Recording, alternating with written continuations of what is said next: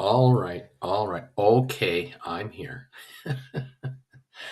Good morning, everybody. Welcome to the channel that is known as Stock Markets with Bruce. Actually, it's Stock Markets with Bruce, but I am Uncle Bruce.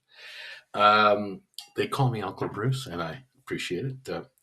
Lovely to have you here today. The date is Monday, March the 25th, 2024, and so we are 6 days away from the end of the first quarter of this year.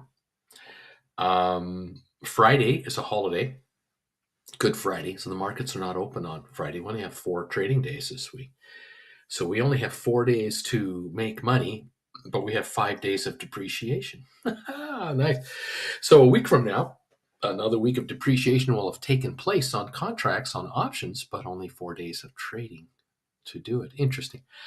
Um, it's been an interesting weekend for me. I find my weekends vary. I'm sure yours are the same. They vary as well. For me, I had the absolute pleasure of another one-on-one session this weekend, where I was able to visit with a viewer.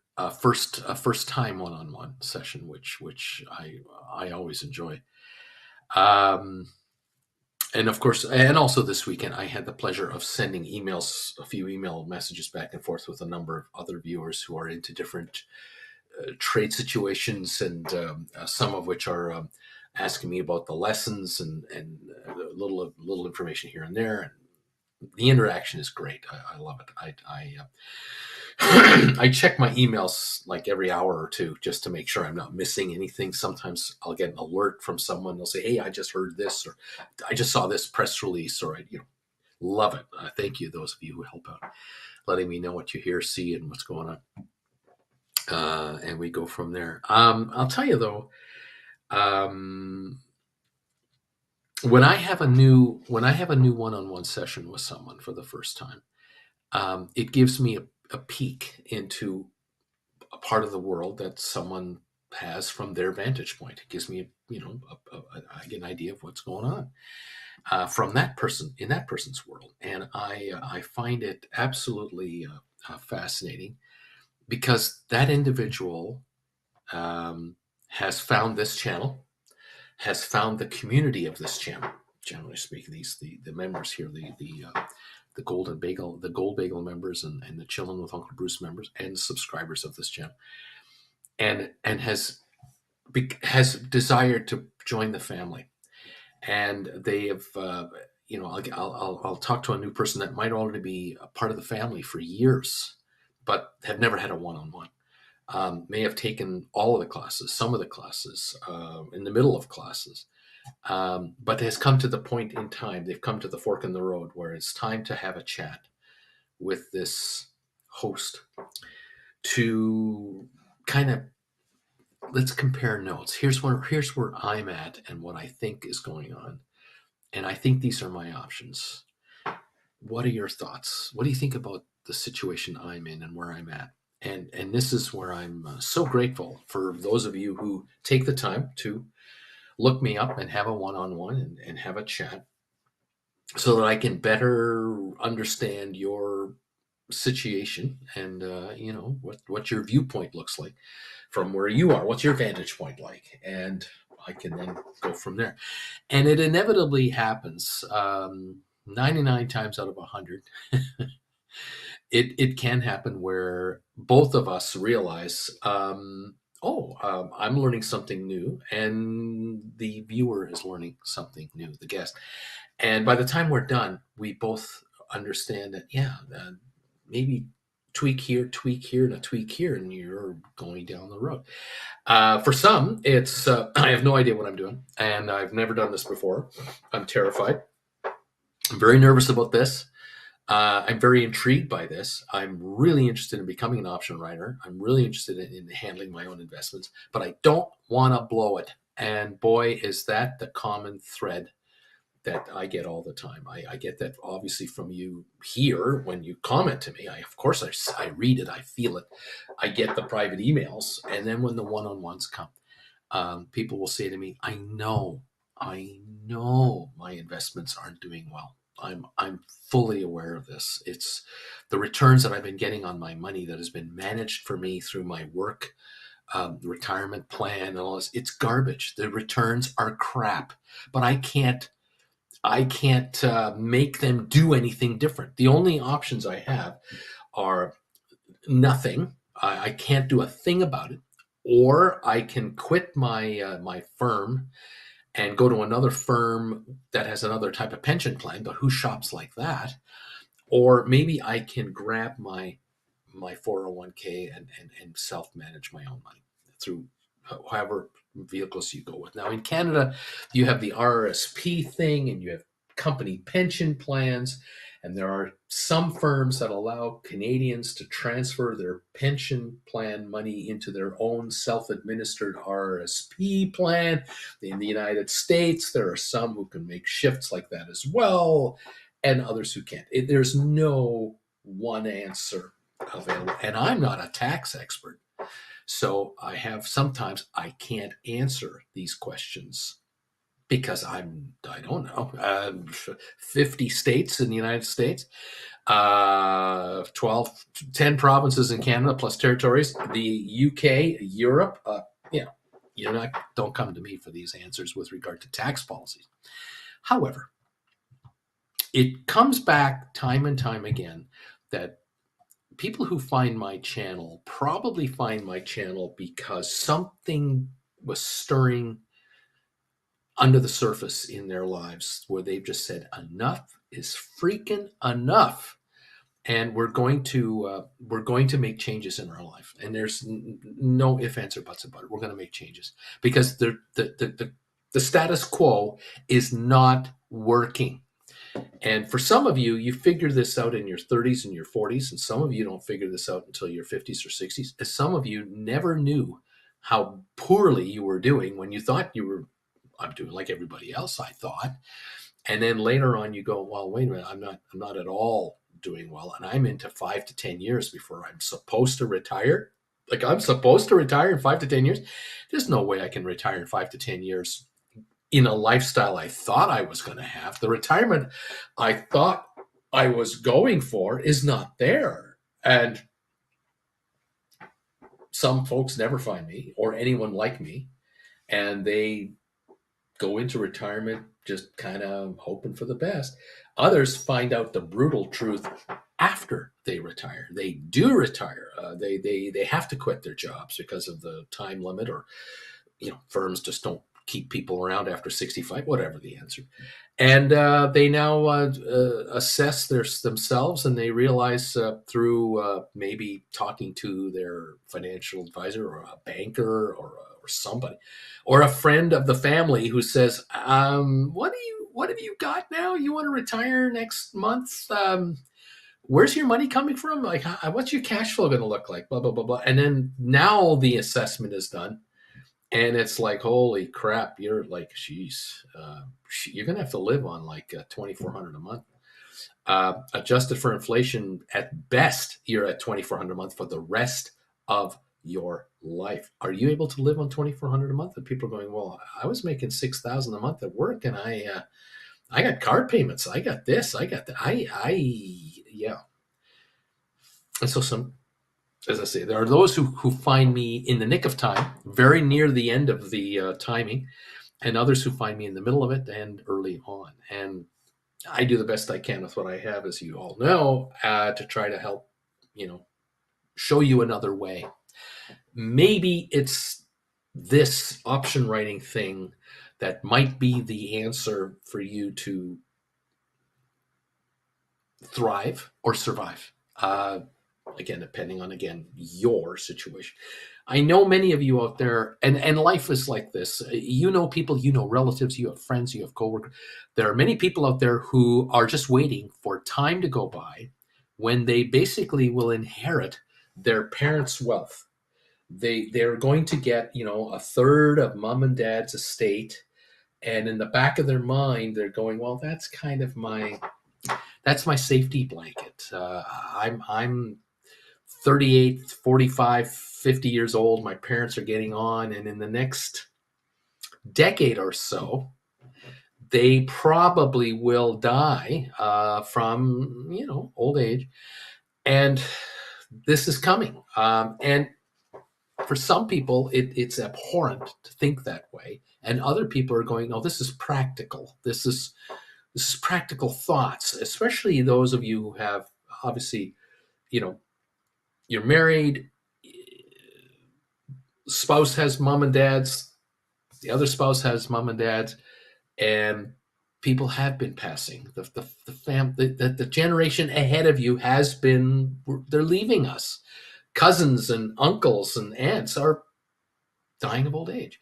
And the bitter reality is it's going to happen in your family. And yes, there is a plan of succession, whether it's a family business, whether it's a family asset like a big ranch or a house or a farm, or whether it's just mom and dad who had their act together and had their assets put into all kinds of performing ETFs and what have you, and that now will become available in one shot.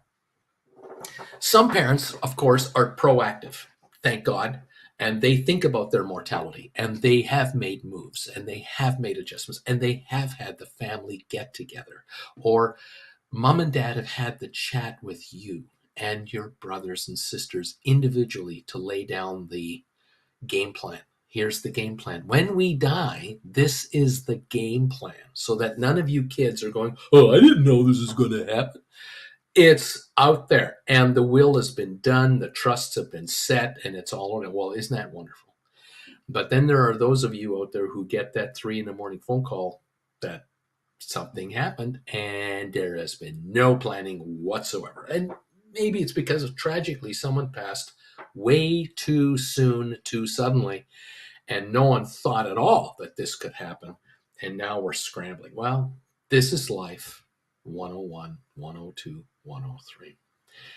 Those of you who are here, you are kind of thinking along these lines in some cases about your own mortality, and you're thinking about your own retirement. You're thinking about your own situation. Others of you here are much younger and are really on top of your futures. You're really mature about this, and you're going, "Look, I have a job that pays this much money, and my upside in this gig, I'm almost there."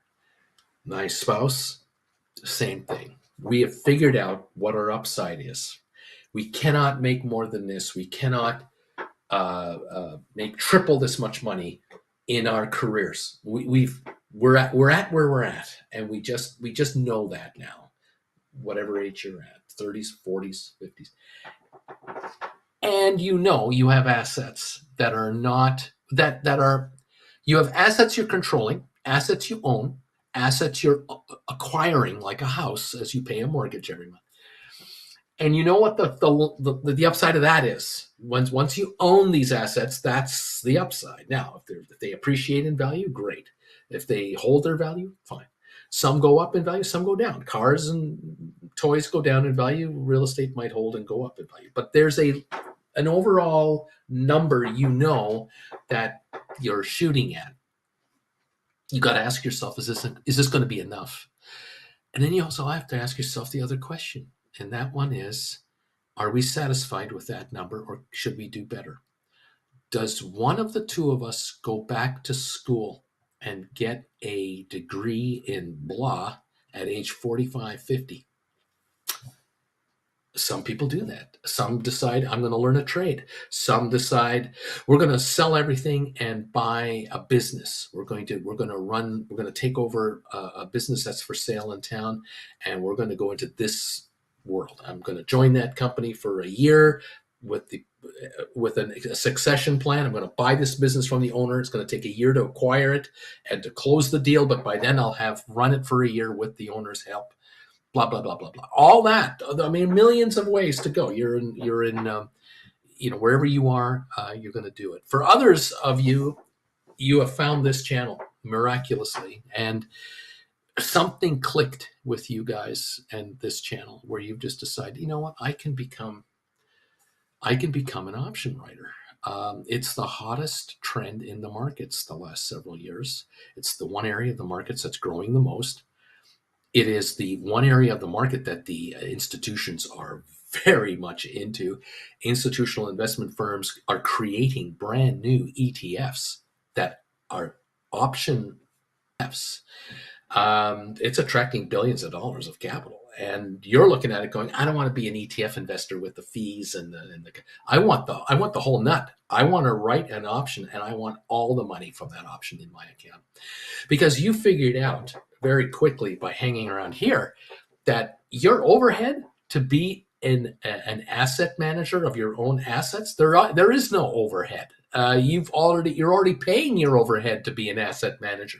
You happen to be paying your rent, your mortgage, your car payments, your insurance payments, healthcare premiums. You're paying all that and working, and you can manage you're managing your assets on the side because you're working full time and you're paying your mortgage. You're working full time and paying your loans.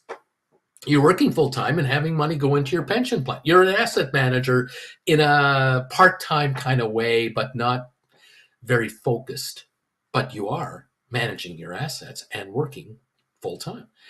Now you're looking at me going, I could become a full time asset manager and be self employed just doing that. And if I'm better at managing my assets and I fully manage my assets, like Uncle Bruce mentions, I can make more money than I make at work, which just is not logical. It doesn't make sense that in my entire life, working for 15, 20, 30 years, that I can actually not go to work and reorganize my affairs, my assets, to now become actively managing the value of all my assets.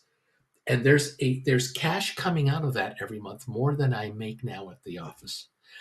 This is the revelation that is a mind blower. And many, many potential viewers of this channel, they come here, they watch this, they hear this, they see this face, and they go, there ain't no damn way I trust this guy. There's no, not going to happen. Because no one else I know does this. If this is so dang good, Bruce, why doesn't everyone do it? And there's your skeptic right there. And some of you, and maybe people who have left here, they've come, they've gone. They looked at this channel and they went, wow, this sounds great. Oh, man, this sounds fantastic.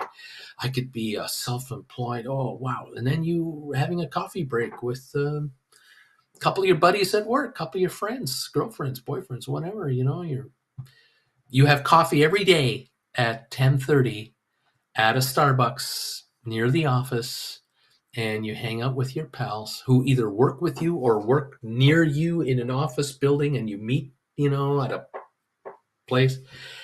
And you casually mention this. You casually mention that, yeah, listen, I found this guy on the internet, on YouTube. A friend of mine told me about this guy, and I've been kind of watching him, and he makes some interesting points. And your friends are going, oh, yeah, what are you talking about? Oh, yeah.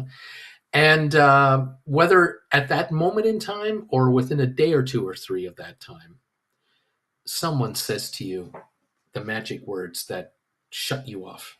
And well, have you ever thought of the fact that none of us have ever heard of something like this with anyone we've ever known? I mean, we've known each other for 15 years since college, and we're old friends. And if I knew someone that once did this, I'd tell you. You've never known anyone that's done this, have you? Why would this work for you? And really, does he have millions of followers? I mean, is this guy on CNBC as an analyst himself? I mean, who is this guy? He's a nobody. He's a guy, a Canadian, homeless Canadian guy. He's either 4'8", or 6'2". We don't know. He apparently wears stilts or doesn't. We don't know anything about this guy. Is there anything to this? Why is it that when you're watching him, how many people are watching him live when you're watching him? Well, I was watching him at 8:53 Eastern time on Monday, March the 25th, and he had 239 people watching him live at that time. And your friends are going, 239 people are watching this guy? Why would you believe him? Woof. And that's where some people leave. And there you go. And that's why there aren't 25,000 people here at a time, because you have to do more digging. You have to do a lot more digging to see if this is legit or not. And then I come up with the answer that might appease some of you and your friends, where I say, look, you don't have to believe me whether writing options can work or not. You just have to pay attention to what's going on in the marketplace. That's the first thing you want to do. Is option writing being done by anybody else? And the answer is yes, you are. And you do some Google work and you realize, oh my God, this has been around for decades. This has been around for 60 years. Option writing has been done forever. And futures trading has been done since the early 1900s during the Great Depression to figure out grain prices and all the other commodities out there. Currency option writing, bond option writing is bigger than equity option writing because we're dealing with all the currency of the planet being used with futures trading.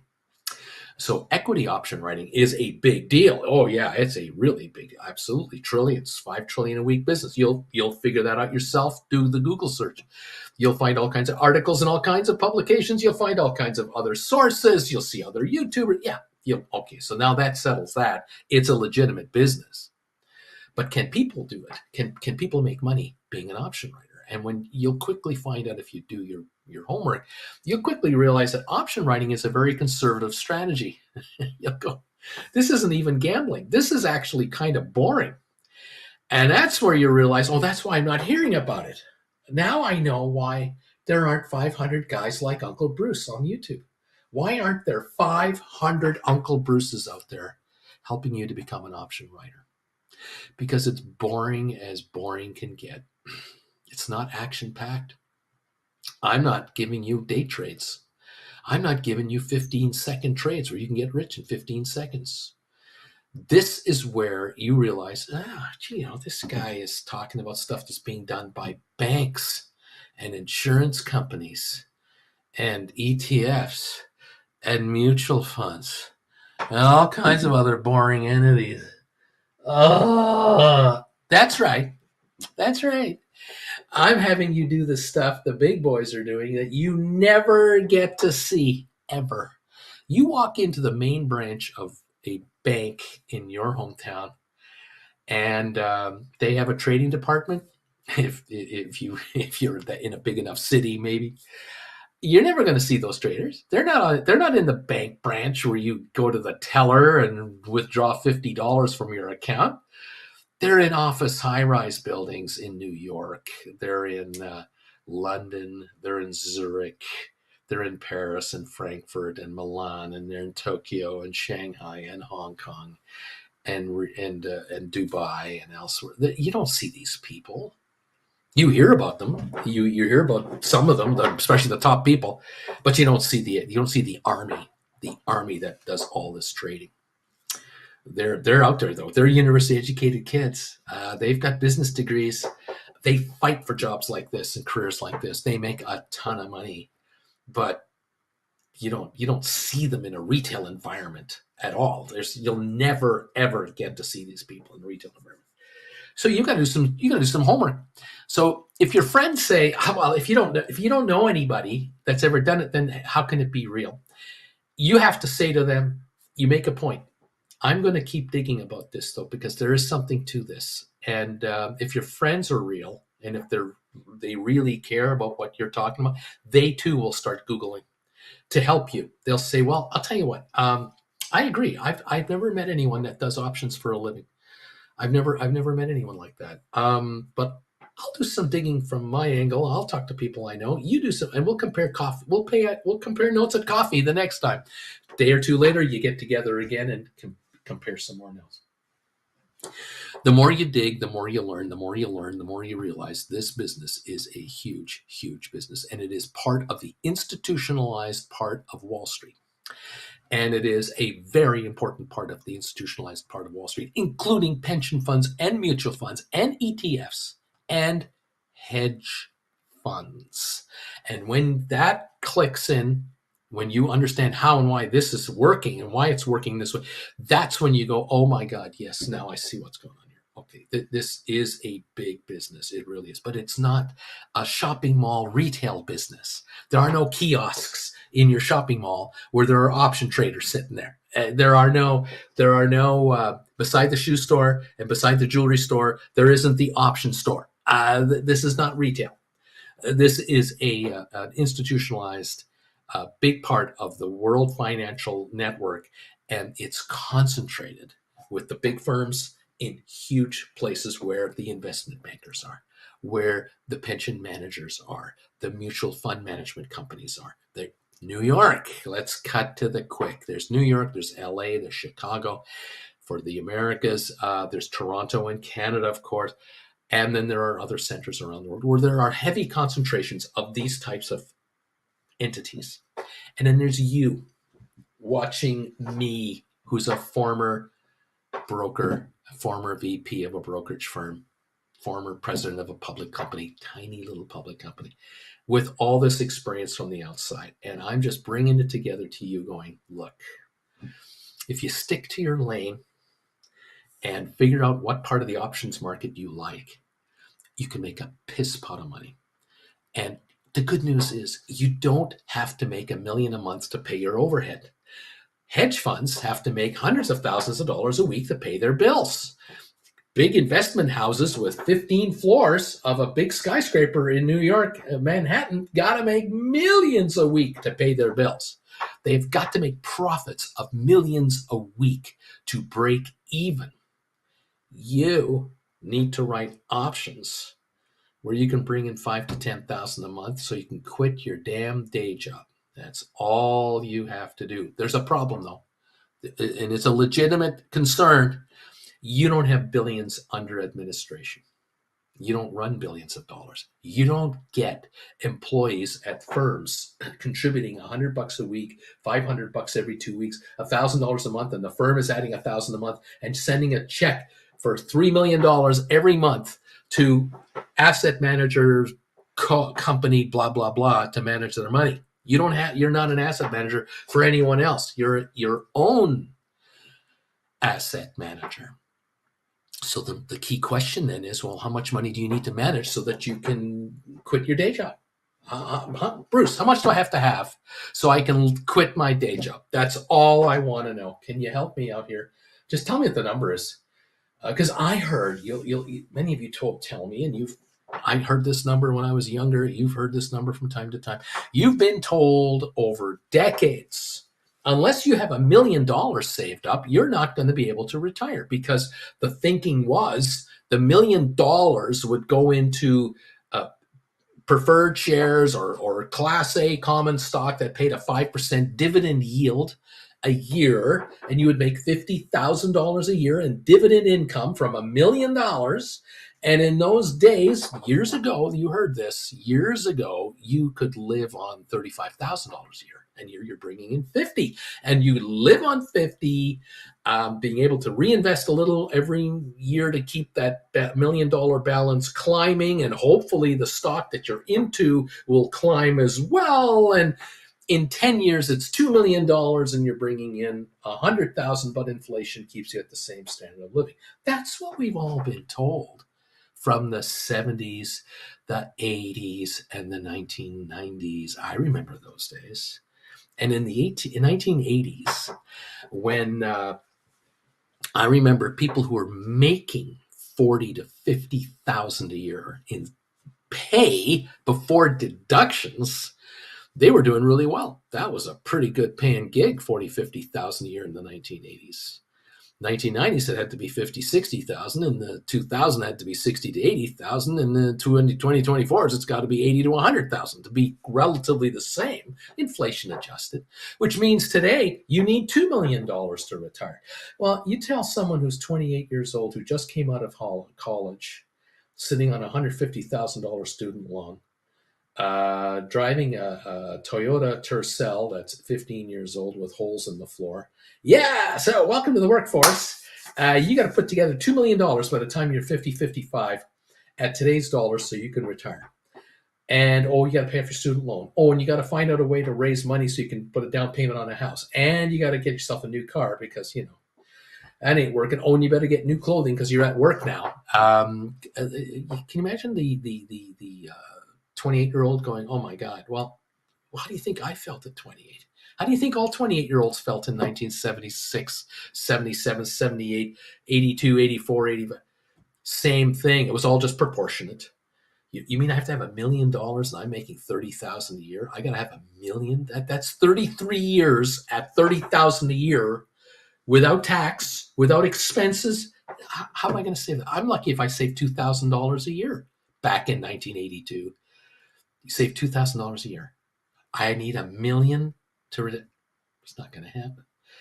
So, welcome to the party, pal. You don't need $1 million to do this. To answer the question people are asking me, how much money do I have to make enough money to live on? Did you happen to notice my video this weekend? I made one on Saturday, was it? Did anyone happen to see it? It was all about NVIDIA, and it was all about put credit spreads. And I put 3 put credit spreads on the table to show viewers, here's how people are writing options against NVIDIA, and you only need $2,000 to write this contract position. You could buy the stock for 900 something bucks a share. 100 shares will cost you 90 plus grand, and then you can write one call option. Or you could look into an NVIDIA trade where you put up 2 grand or more and you can write a put credit spread, but not just a put credit spread. What's your risk tolerance like? If you're a very conservative person, how would you like to be involved in a credit spread in NVIDIA where you are $200 behind the market? Would you like to create a credit spread for 700 and what were those called? 720s and 740s. Now, I know many of you are watching this going, I'm not going to do 720s, 740s. There's no money in it. Well, there's no risk in it. It's what we're talking about. I'm talking about a trade at a 96.5% probability of making money. That means kind of risk-free option trading, if you know what I mean. But you could do it. And if you did 10 of these, you need 20 grand. And if you want to put 20 grand on the table for NVIDIA contracts with a 96.5% profit probability, for some of my viewers, that's exactly what they want. That they don't want to hear anything else. The returns are minimal, but they're substantial over an annual basis because you quickly figure out that you can generate upwards of 27% a year on your money. And people are going, 27% of my money? Wait a minute, look, I heard I had to have $1 million to retire. And they were talking about a 5% return on my money. You're talking about a 27% return. Like, that's almost 6 times as good. And I'm going, yeah, that's right. But you don't need $100,000 to do this trade. Well, how much do you need? Well, of course, I said, look, if you got $2,000 and you're going to make 27% on it in a year, how much are you going to make? 500 something bucks? 500 is 25%, right? Quarter. So 2 grand, you can't retire. Okay. We all agree on that. 20 grand, you might make 5,000 a year, 5,200 a year. You can't retire on that. You can't be self-employed on that. You can't live like that. No. Okay, fair enough.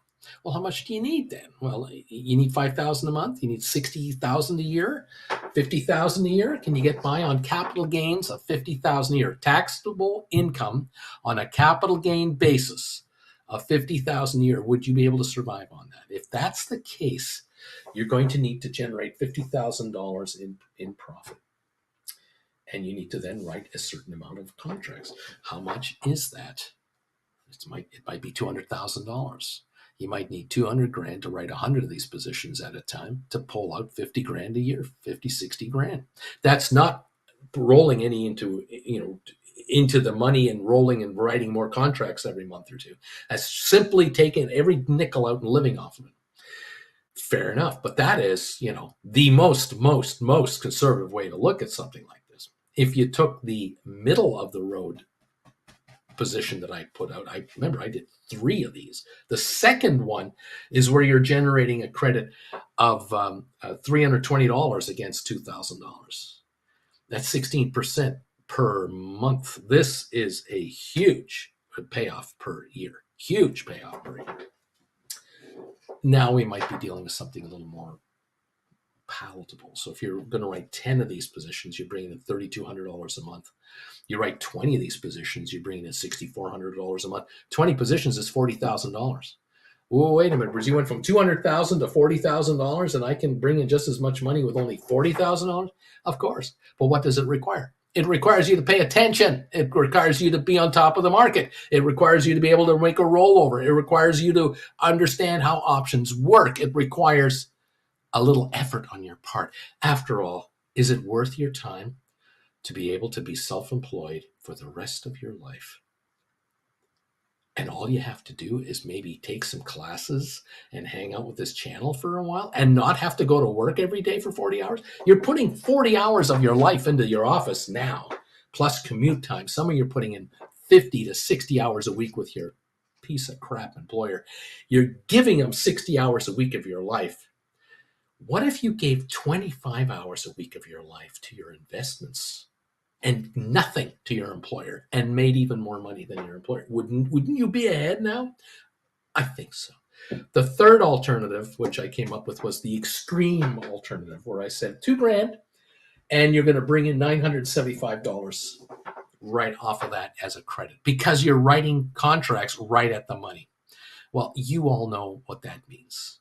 That's a riverboat gambling kind of scenario, but it's doable. A 1 month contract expiry at the money on NVIDIA. You can do rollovers if necessary, but boy, have you got to be on top of the market. Yes, you do. So look, you want to retire or not retire. You want to be self-employed with your own capital, but you don't have $1 million of capital. Can be done. You want to be self-employed. You have a $500,000.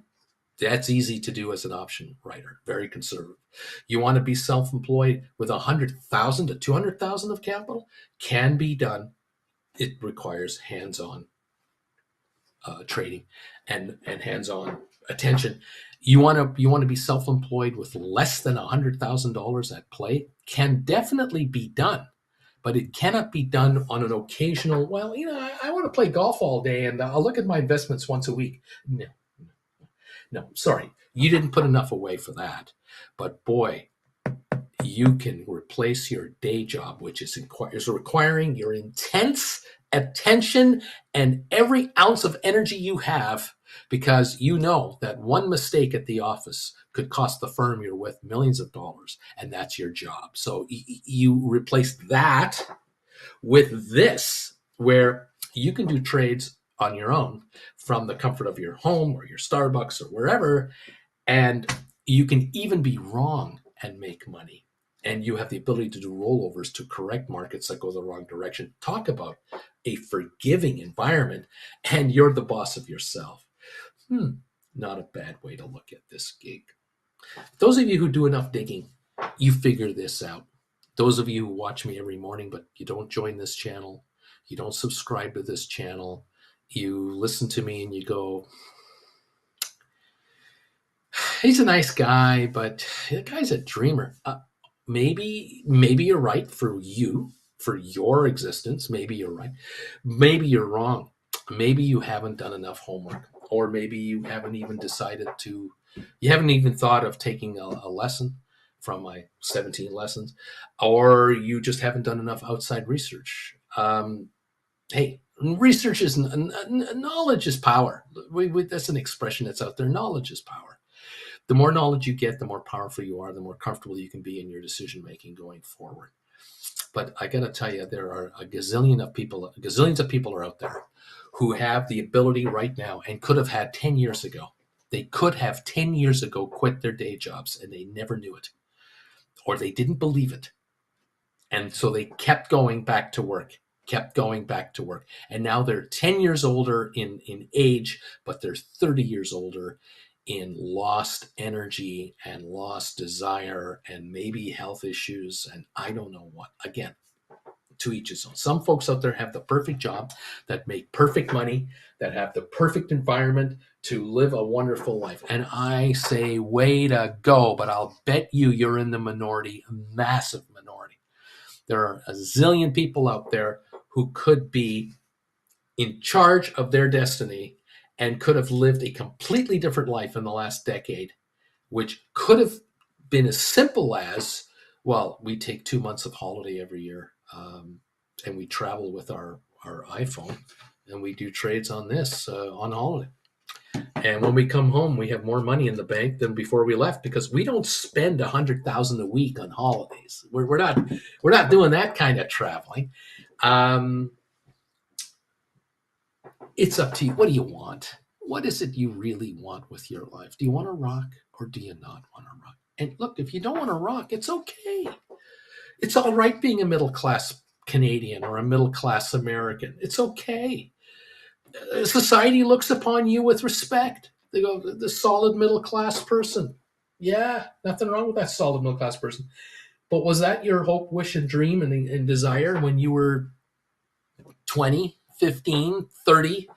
When you joined the company you're with, the first company you ever joined with, the first firm that hired you, uh, what was your objective? Was your objective to become a senior VP for the Eastern United States, blah blah blah blah, making 500,000 a year and having a car allowance and yada yada yada, and that all fell by the wayside because of many factors. The firm went under, your company got taken over by somebody else.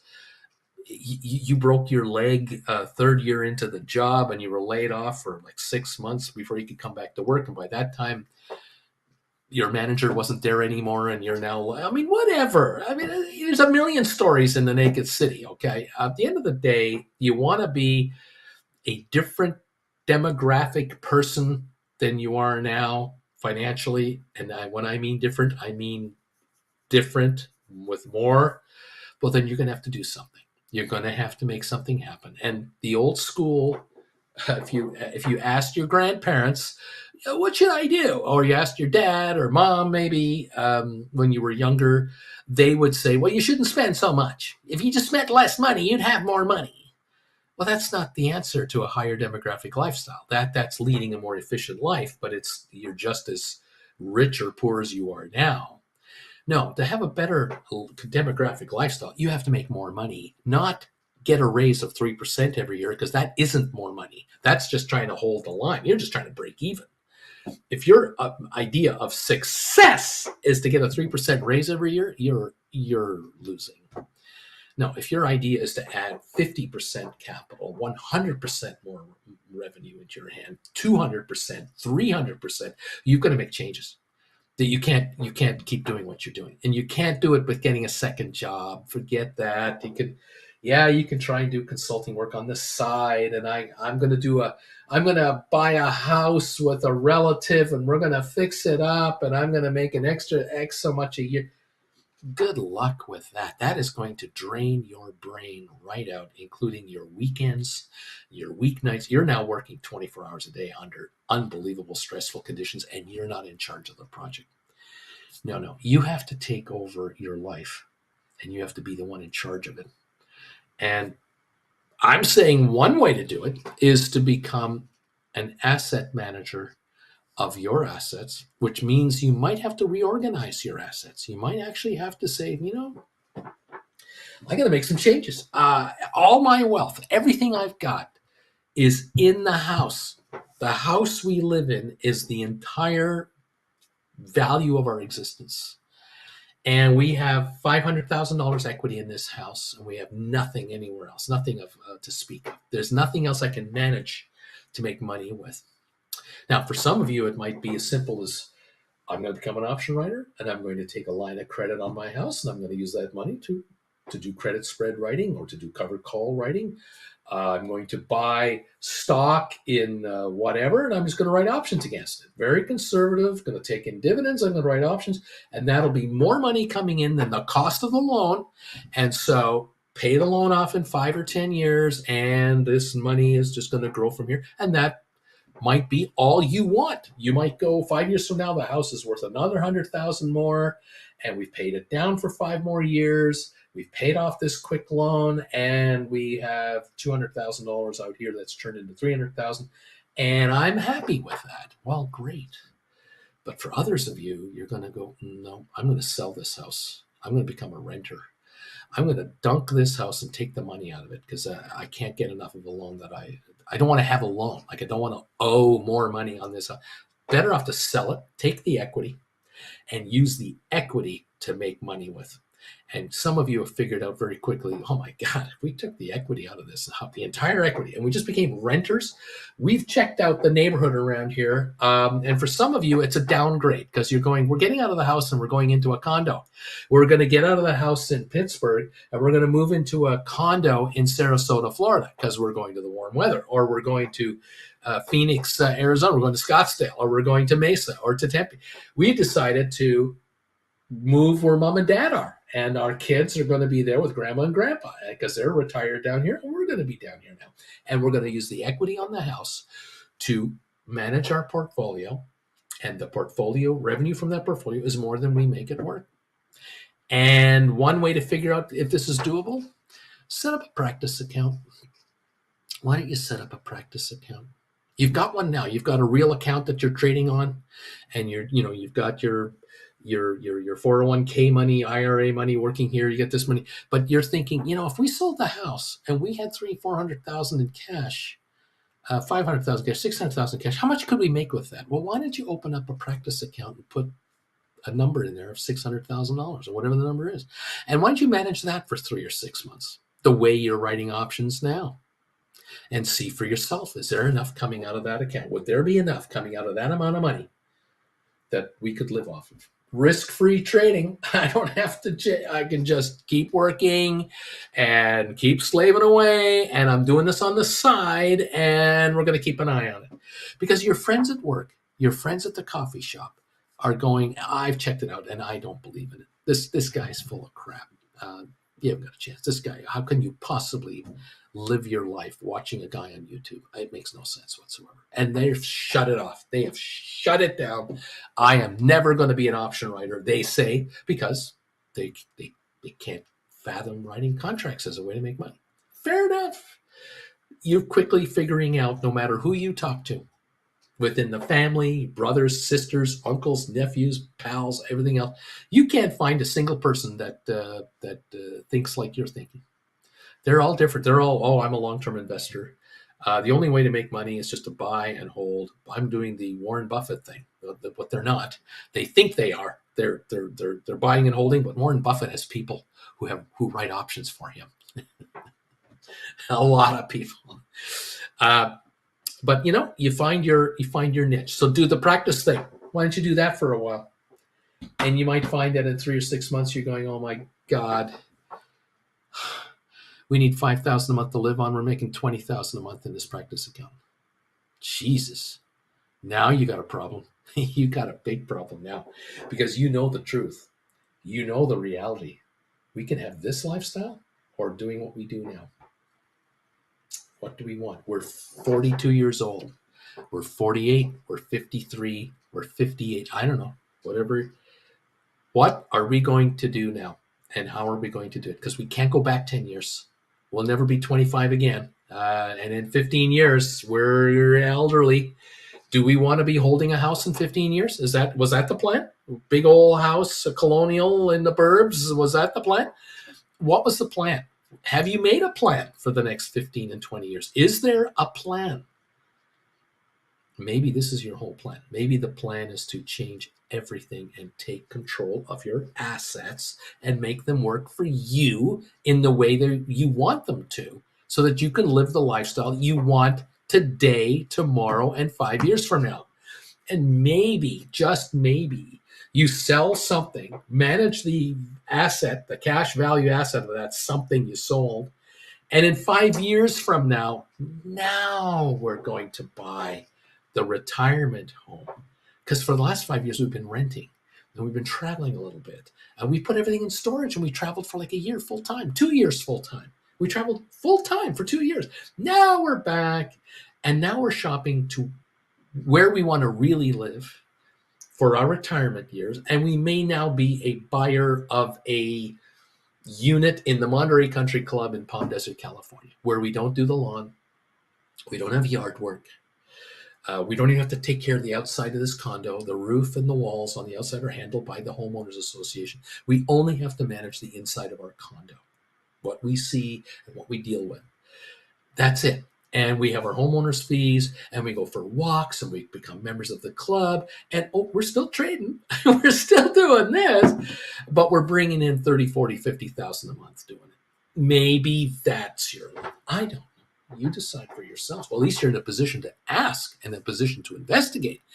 Because again, the friends you left behind 10 years ago who were at the coffee thing every couple of days that you had a coffee every day at 10 o'clock with, they retired 10 years later, 15 years later at work. They did their thing, and they're bringing in 60, 80,000 a year in retirement benefits, and it's all good. It's all solid. We're covered. We're fine. We're all right. And you're bringing in 350,000 a year in your world, and it's all good for you, and it's all working, and no problem. And what do you want? What do you want to do with the rest of your life? Welcome to the party, pal. It's nice to have you here, and I'm so pumped that you've joined us. We're only down 49 points on the Dow. We're opening in 6 minutes. We're down 15 on S&P. We're down 97 on NASDAQ. Tomorrow is GameStop day. Tomorrow we get the results, I think, after the bell of how GameStop is doing. Stock's at $13.44 this morning, up 34 cents. So Sofi down a nickel right now. Rocket Lab down is up a penny, I guess. Matterport up 4 cents. I don't see much else going on here. I've got Apple down 135, Goldman down 82, Cisco's down 11 cents. Tesla 169 or so, down about $1.90. ARC Innovations looks like it's up 3 cents. Microsoft 426 down 275. It was down 63 cents on Friday. Not much going on there. Pfizer down 6 cents. HBQ down 7. Alphabet, Google is down 93 cents. Amazon down 25 cents. Nvidia down $1.38 at 941. Unity Software down 18 cents. AI down 18. Adobe down $1. I think Adobe's about to pop. Actually, I think Adobe is about to pop higher. The resistance has come in. The sell-off has happened. It's stopped. I think it's about to pop. Spiders are down 137. Qs are down 250. Netflix up 49 cents. IBM is down 65 cents. Meta down 398. Vanik Semiconductors down 178. Home Depot down 320. Enphase off 36 cents. Palantir down 11. Uber up 3, and Coinbase up 650 at the moment at this time. Goldman Sachs, fearless prediction. We are either going to be up or down 500 or down 700 points on the S&P probably over the next year. So there you go. Take that to the bank and run with it. What I interpret that is we have no idea where the market's going. It could go up or down 500 points. Thanks, guys. Don't forget to enjoy your multi-million-dollar bonuses for a job well done. Keep everyone into the investment game. Make sure not to rock the boat, and just keep those weekly and monthly pension donations coming in so that we can take our 2% of the trillions of dollars that we manage. And that way, the top 2% of the firm's employees here will be able to go wherever they want on the planet in private jets. Thank you very much for keeping everything together just the way we like it. And there you are. And I congratulate all of you out there who are helping these mega manager and partners live the life you wish you had, because they're living it and you're not. And I can only say, you can take a little piece of that life for yourself if you self-manage your own assets. And you know what? If you do self-manage your assets, you deserve the better lifestyle. After all, you're not hiring someone else to do it for you. So they don't get your 2%. You keep your 2%. Whatever upside you make is your upside, all of it. And congratulations on that. Think about this. If you've got $250,000 that you can get your hands on, if you have a manager managing it for you, you know how much you're paying that person? $100 a week. 2% a year is $5,000. 50 weeks a year, roughly $100 a week. If you self-manage your own money, $250,000, you're already $5,000 ahead by just doing nothing. Now, put the money into the bank at 4% interest, you get $20,000 a year interest, and you don't pay $5,000 for the privilege. And so instead of getting 15 grand, you're getting 20 grand. Congratulations. You're making $20,000 a year, making 4% interest on your money. You can't live on $20,000. I know, but you're way further ahead. Some of you out there are going, wait a minute, Bruce, hang on a second. Hey, look, if I'm making 4% return on my 250,000, that's more than my money made last year with these guys managing it. They didn't even make me 4% on my money last year. They made me 2.8% on my money. Some are saying, I have people telling me I didn't make anything last year. I had a 0% return, 0.5% return on my investments. $250,000, $400,000.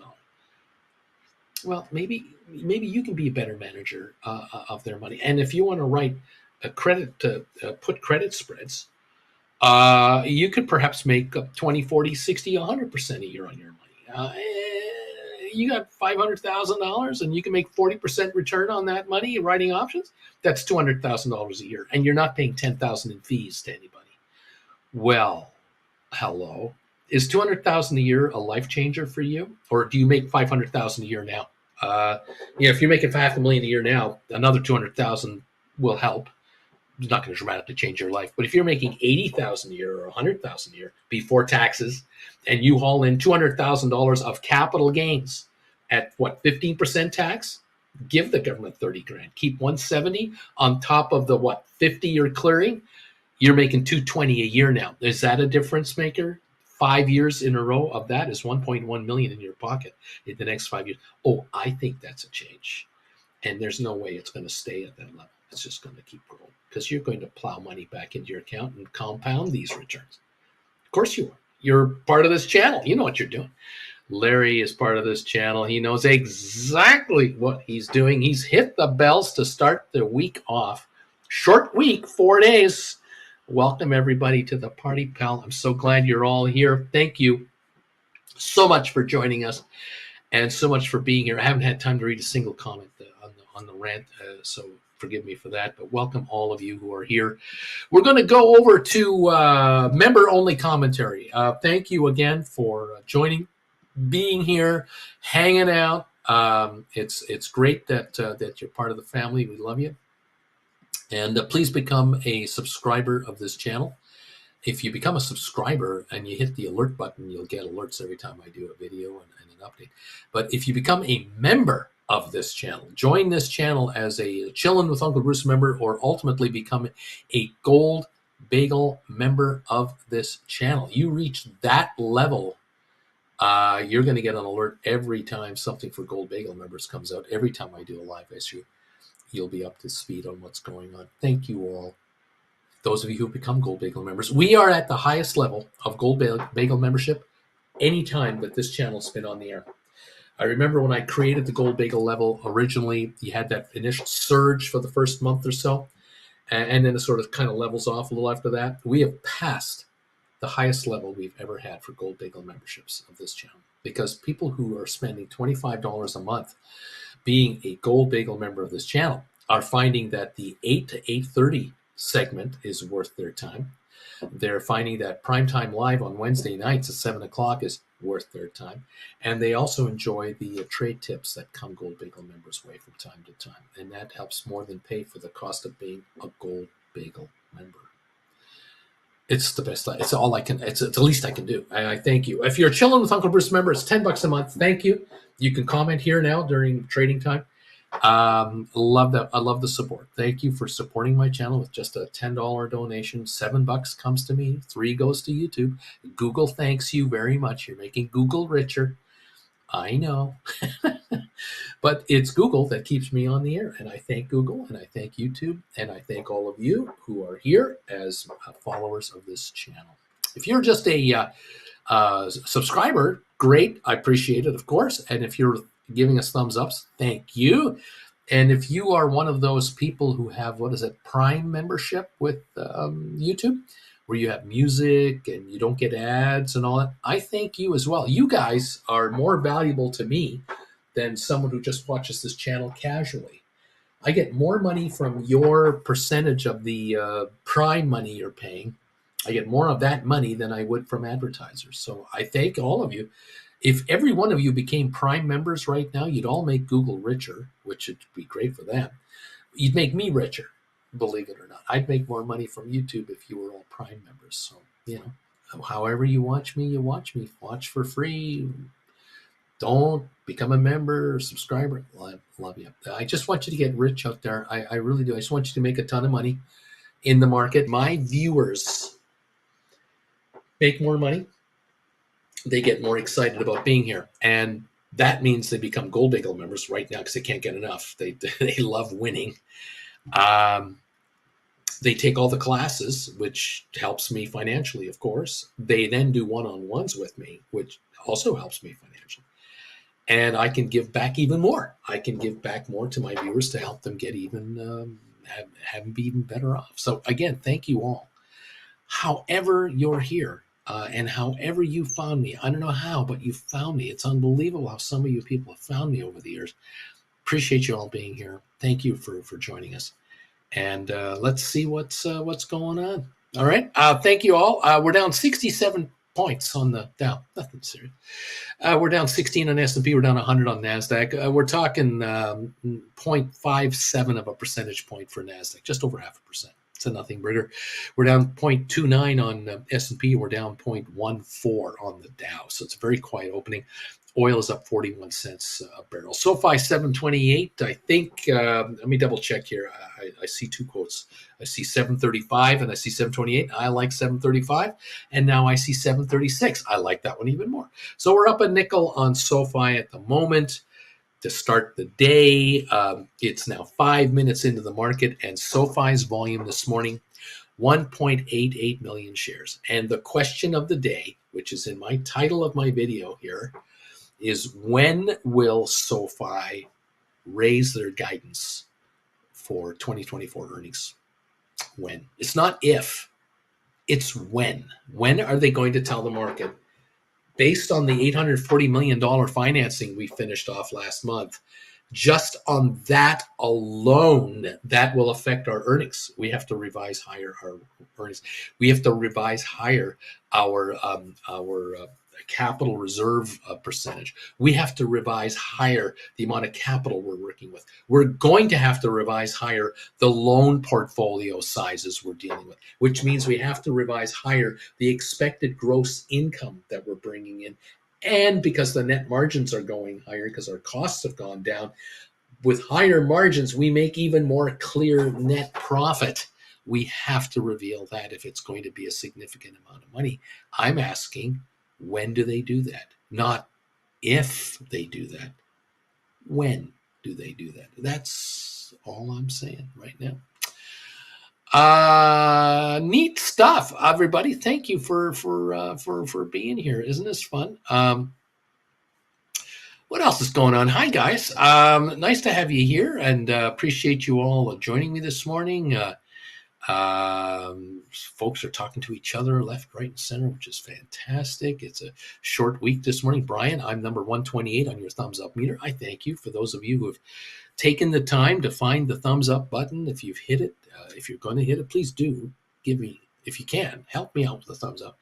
It helps the channel a lot. Thank you. And what else is going on? I finally have my dry powder. It's a lot for me. I'm nervous moving it over to my brokerage account. Laugh out loud, give me strength. Alberto, here's a donation for you, Uncle Bruce, $9.99. Thank you, my friend. Since Uncle Bruce, I now tip the girls $5. No more $1 tips. Pile dancing saves lives. Apple pies. Uncle Bruce, I'm sending you a one-on-one request for this week. Can we have a one-on-one request? Giddy up. If you would like a one-on-one request with me, send me a private email. I think here it is right here. That's my email address there, brucefarmer@hotmail.com. The link is down below. You can copy that and then send me an email. And let me know, when would you like one? What day would work for you guys? And I'll try to squeeze you in and kind of go from there. We can do one in the afternoons, like maybe, I don't know, 1 o'clock Eastern on during the week, except today. Maybe Saturday, Sunday, we can do something in the morning my time. So maybe like 10 Eastern, noon Eastern, or 2 in the afternoon Eastern. Any of those times on Saturdays or Sundays. let me know if you'd like to have a a one-on-one session. We'll see what we can do. Why the hey no? Fantastic, Brian. GameStop's up 5%, 14.10 up $1. GameStop's up $1. Giddy up. Brian says, I think that's 6%. That's pretty cool. Yeah, let's go. Oh, there goes my cash secured puts.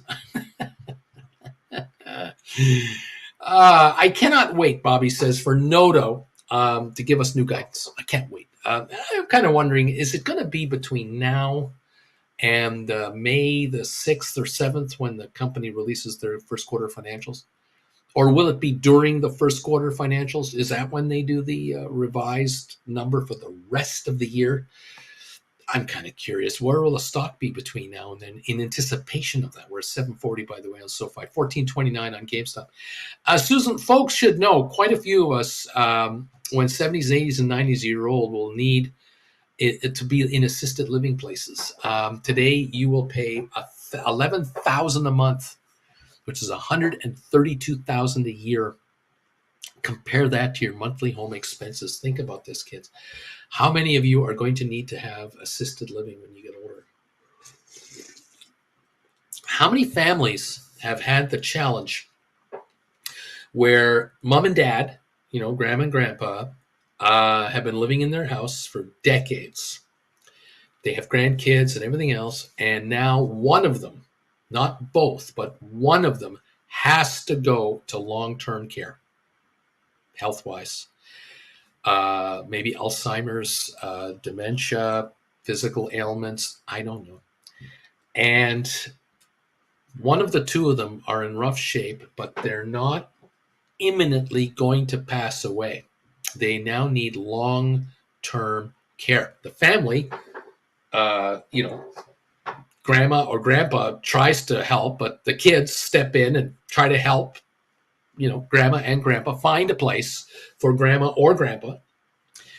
And they find that the best thing they can find is $10,000 a month. Like, this solution is a $10,000 a month solution. Grandma and grandpa's pension combined is $3,000-4,000 a month. They have a house. They sell it. They turn around and take the equity, invest it in 4% interest, something safe, right? And $500,000 of equity is earning $20,000 a year, and that is 2 months of care. And then the pension is $4,000 a month, which isn't enough. There isn't enough coming in, and so the $500,000 is draining. It's draining. It sometimes happens where I'll have a one-on-one, and someone will say to me, "I am managing $500,000 of my parents' wealth. I am terrified of blowing this." Good comment. This is where conservative option writing comes in handy, and you do not overextend that account. It is an account that you're trying to generate, 10% a year, 15% a year, plus the pension coming in covers the cost of life. This is what we're talking about here. Sometimes it comes down to that equation. Other times, 4 kids. Each kid is coming up with $1,000 a month. There's $4,000 a month for mom and dad, and their pension is $4,000 a month. That's $8,000 a month, and $2,000 a month interest income from the money. And there's the 11 a month. Barely getting by and holding on to the principal. And the kids are watching the retirement, the inheritance. They're watching this, and the tension is building in the house. In all 4 houses of the kids, for whatever reason, it's just the way it is. Yeah, it can be devastating and can be extremely scary. Anyway, yes, Susan Shops, not only for your family but for yourself. Do you believe that someday down the road, and maybe in 5 or 10 years for some of you, are some of you out there looking at a scenario where you need $10,000 a month, $12,000 a month, because you need to be in a long-term care facility? Maybe you can trade. You can still trade your options from the long-term care facility, But are you ready for this? Have you learned what you need to learn? You're still good. You can take the classes, one every weekend, two every weekend. Catch up with us here, and have a one-on-one and build your revenue stream and be able to say, yeah, there we go. I'm going this direction. I can afford to go this direction. Splayer, $14. Good to see you again. Brian, we're up 7.5%. Bobby, run, GameStop, run. We're at 14.44 right now, up $1.34. Well, I guess they're letting it run this morning. Let's go, baby. Honeybee, Brian, what is the opposite of Z? JP, any news on the used to? I don't know what that means. Splayer, 8.5%, almost 9%, going higher. It's going to 10%, says Brian. GameStop is on a roll. It might be a good time to write cover calls on GameStop, someone says. Parker, I'm up 37% of my GameStop cash secured put. I wrote this morning for this Thursday. I took in 109 credit for like a $12.50 strike. Whatever works, my friend. Premiums are wild. Bobby, I think the opposite of zit is very nice. Beach Boy, here is 30 shekels, Bruce. Since Uncle Bruce... since Uncle Bruce, I laugh more at Alberto's jokes. A tip to ex-wives with lemon pies. One-on-one coming from here as well. Leave them nothing, Savage. There you go. Susan Shops, and don't count on long-term care insurance. My dad had a policy the insurance won't honor.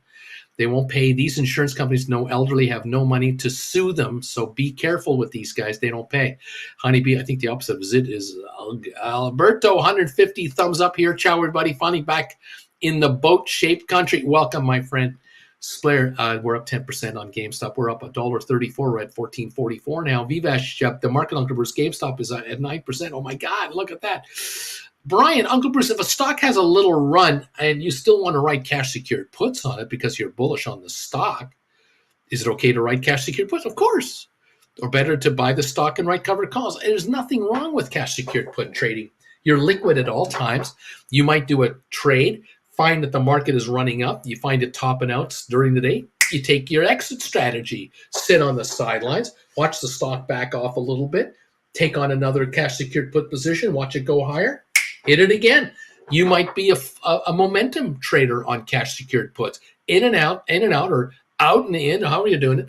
And after a week or two, you've made more money than if you'd have written just a contract or just bought the stock. It's all good. Vivash, GameStop now up 10%. This is good stuff. Beach Boy, GameStop isn't moving. Bobby, SoFi plus 14.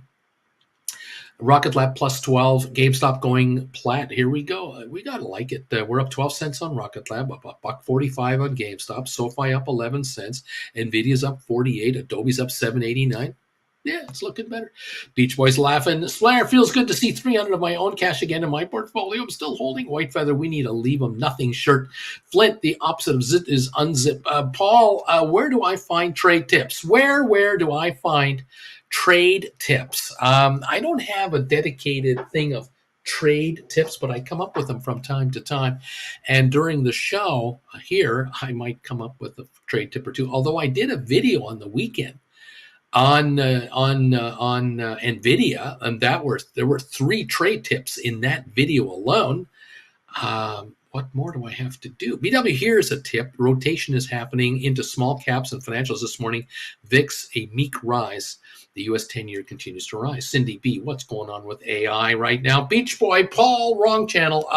AI down 47 centinos. That's what's going on. Uber down 27 cents. Apple down 236. Enphase up 78 cents. AMD down 340. Netflix down $3. Tesla's up 224. Turned around. Matterport down a half a penny. Nothing going on there. Unity up 22, Google down $2, Moderna up 230, Cisco down 34, Pfizer down 14, IBM down 124, HPQ down 3, Microsoft down 565. Amazon is down a penny. Home Depot down 113. Vanik down 140. Goldman Sachs down up 98 cents. Boeing up 154. Meta down 630. Target's up 415. JP Morgan off $1. Costco down 320. Walmart down 5 cents. Disney up 294. American Airlines down 7 cents. AMC up 7.9 cents. DraftKings down 66 cents. Royal Caribbean up 137. That's the story I see at the moment. We're down 114 on the Dow, but we're up 738 on Adobe. We're approaching 507. I expect it to go higher. And NVIDIA 946 up 3. It's going to go higher. Spire 1151 down 52 cents. That'll meander a bit, but will eventually go higher. SoFi 740 up 9. GameStop 1443 up 133. Rocket Lab up 10 cents at 415. We have GameStop coming out tomorrow with their financials tomorrow after the bell. We have SoFi nearing the end of their quarter this week. We're 6 days away. Same with everybody else who has the end of a quarter. And then the countdown is on for SoFi to release their first quarter financials. Yeah, we're all going to get ready for that for 4 weeks of this. Get ready. Yeah, baby. Going to be fun times. Look, GameStop can go to 15 today. Yeah, sure can. It's been beaten down like a dead dog for weeks. Why can't GameStop jump a couple of bucks? This is a no-brainer. I read an article on the weekend calling it for it to go to $21 to $23 based on the fact that they're going to report a profit in the first quarter due to steady sales and reduced expenses. Where have you heard that before? Have you ever heard that anywhere before in this channel? Stock is finally reacting. It's go time. It's go time. So there it is. If it's going to make a run, now would be a good time, the day before earnings and all day tomorrow. Yeah, please do. Anyway, there you go. Brian, it is funny. I just transferred $20,000 to my brokerage and my stomach just dropped. It was so much money for me. Some of you make trades worth this much every week. I'm feeling religious now. It's all good, my friend. You'll get used to the new normal. The other thing you have to get used to with a new normal is when you do make money on a consistent basis, you have to get used to that. Some of you here, many of you here really, never used to make money all the time in the markets. Many of you used to chase the dream stocks, chase their stocks going to the moon on a rocket. Now you're taking wins all the time. You're taking profits on trades all the time using option writing techniques. You have to get used to it. You have to get used to the dollars you're dealing with. You have to get used to the dollars you're generating. You have to get used to the new normal of dollars as they continue to come in. It continues to grow. Eventually, you'll look back a year from now, 6 months from now, you'll go back and go, oh my God, I can't believe what I've done in the last 6 months. I can't believe my account from 6 months ago to today. I can't believe how far we've come. This is the continuing learning cycle of writing options. This is what institutions do all the time. You gotta love this. What else? Thank you. Uncle Bruce says, dude, thank you all. Thank you all for being here. And thank you for these donations. Thank you for reaching out to me for one-on-ones. Thank you for taking the classes and investing in yourselves. The hardest investment to make is to invest in yourself because you don't feel you're worth it, or you don't feel you're going to get anywhere with it. You don't feel that this is really going to work for you. Whatever the answer is, you've got to get selfish. You've got to become your best keeper, and you all know deep down inside, the one person you can count on when the chips are down is you. You are the one you count on. And there are times where you have to step up and make the move. You've got to make the move to do whatever you have to do to better yourself. And, sometimes it's quitting a job and going elsewhere. Sometimes it's looking for a job while you still have a job and you feel guilty about it because the boss doesn't know you're shopping for something else. And when you find a better gig, you got to tell the boss, I'm sorry, and then the boss finds out you've been looking for a new job for 6 months and they didn't realize for 6 months you were so miserable that you've already been doing other things. Some of you find out that you think, okay, I'm going to find a new job. I'm going to switch, and you get the shock of a lifetime. You find out that after 2 interviews, you have 2 job offers, 35% more in pay than what you're getting right now. Like just instantaneously, that's what you're worth. You're not even trying very hard. You thought this was going to take 2 or 3 months to find a new gig. You've had some of you have had the shocking phone call or email from a headhunter. You're being scouted. You're being pilfered from your employer at unbelievable more money, unbelievably more. That your employer, you begged your employer for a 4% raise 3 months ago, and you got maybe 1 or 2% or nothing. And here companies are coming at you offering you a third more. And you're just going, my God, am I being taken advantage of? Yeah. Are you being undervalued? Yeah. Yeah. Then again, you've decided, you know what? If I'm worth 35% more than I'm getting paid now, just as a starter, how much can I really make if I become my own asset manager? If other firms view me so highly, I got to be doing something right. What if I took that talent that others are willing to pay more dinero for and just gave that talent to me?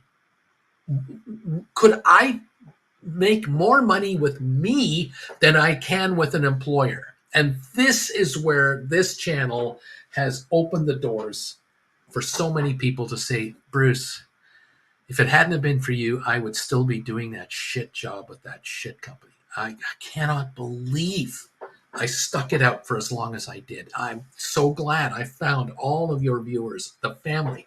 I became a part of this group here. We're on the Discord channel together. All Gold Bagel members can go over to the Discord. Just send me a private email if you want to go to the Discord channel. Become a Gold Bagel member. Send me an email, and we'll get you a link to the Discord. You've got the family there. You got the family here. You got me over here, and you're going, what more do I need? I don't need anything more to be self-employed. I've got all the support I need. I got the familia, and everyone I hang out with, we're all option writers. We're all into option writing. So I've got my community. And is it any wonder you can't find anyone else in your office, anyone else in your existing, you can't find anyone else that does what you want to do. You can't find option writers in your family anywhere. You can't. But some of you occasionally get a glimpse. Some of you have had the luck, the fortune, the circumstances, I don't know. But somehow some of you out there have bumped into someone, not by design, but just by fluke. You bumped into someone that makes a lot of money, and they make a ton of money on their investments, and you figured something out that you did not realize. And that is that the money that these people make at their jobs, whoever, if they have jobs, are chump change compared to the money they make from their investments. And occasionally you will bump into someone like that. It has happened in the past. And sometimes they'll give you info about this, and other times they won't.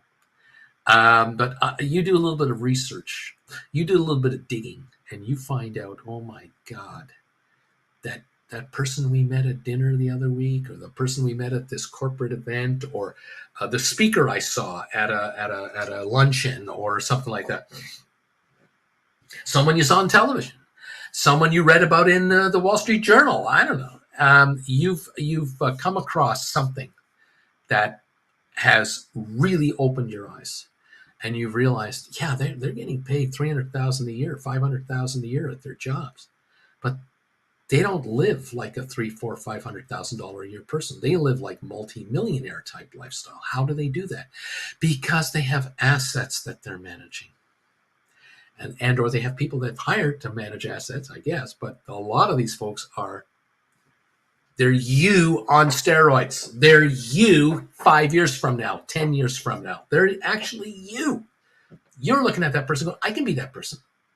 I can do that. I don't have a $300,000 a year job. I'm never going to get a $300,000 a year job. But if I can write options on my assets, I can make $300,000 a year on my own assets. What do I need a $300,000 a year job for? I don't need that. I don't want to have a job on the side. I only want to be doing this. Welcome to the party, everybody. I'm glad you could make it. Sofi, $7.45, up 15 cents.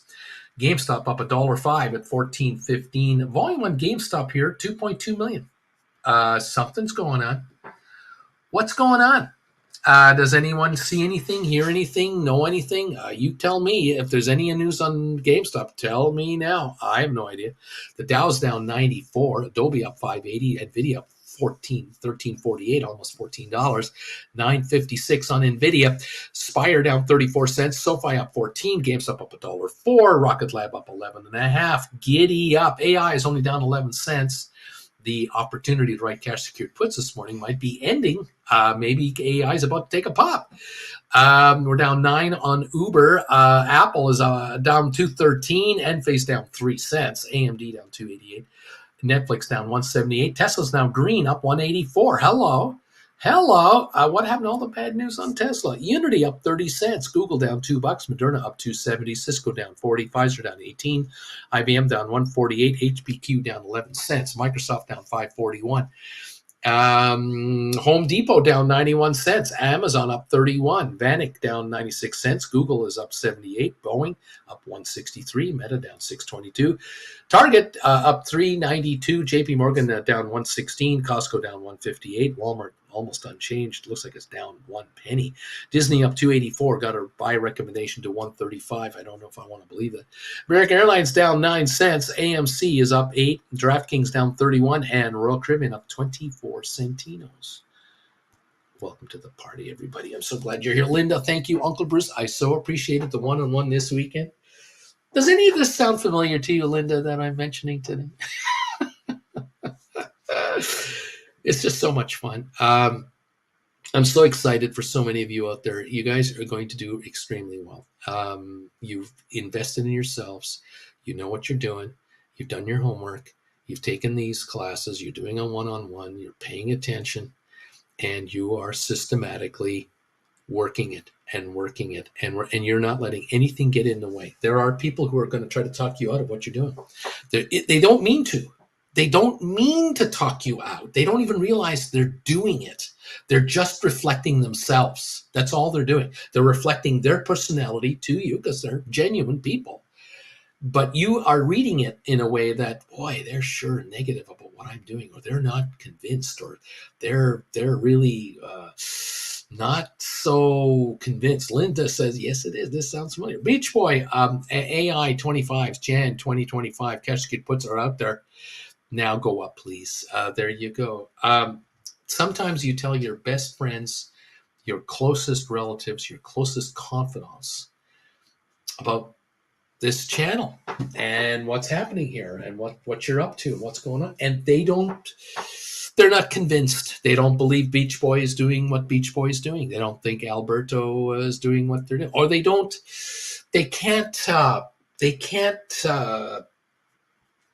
get their heads around it. They just can't, they just have an ability to not have the ability to absorb what you're talking about. It's all right. It's not their fault. There's a reason why only 10% of all option players even think of writing contracts.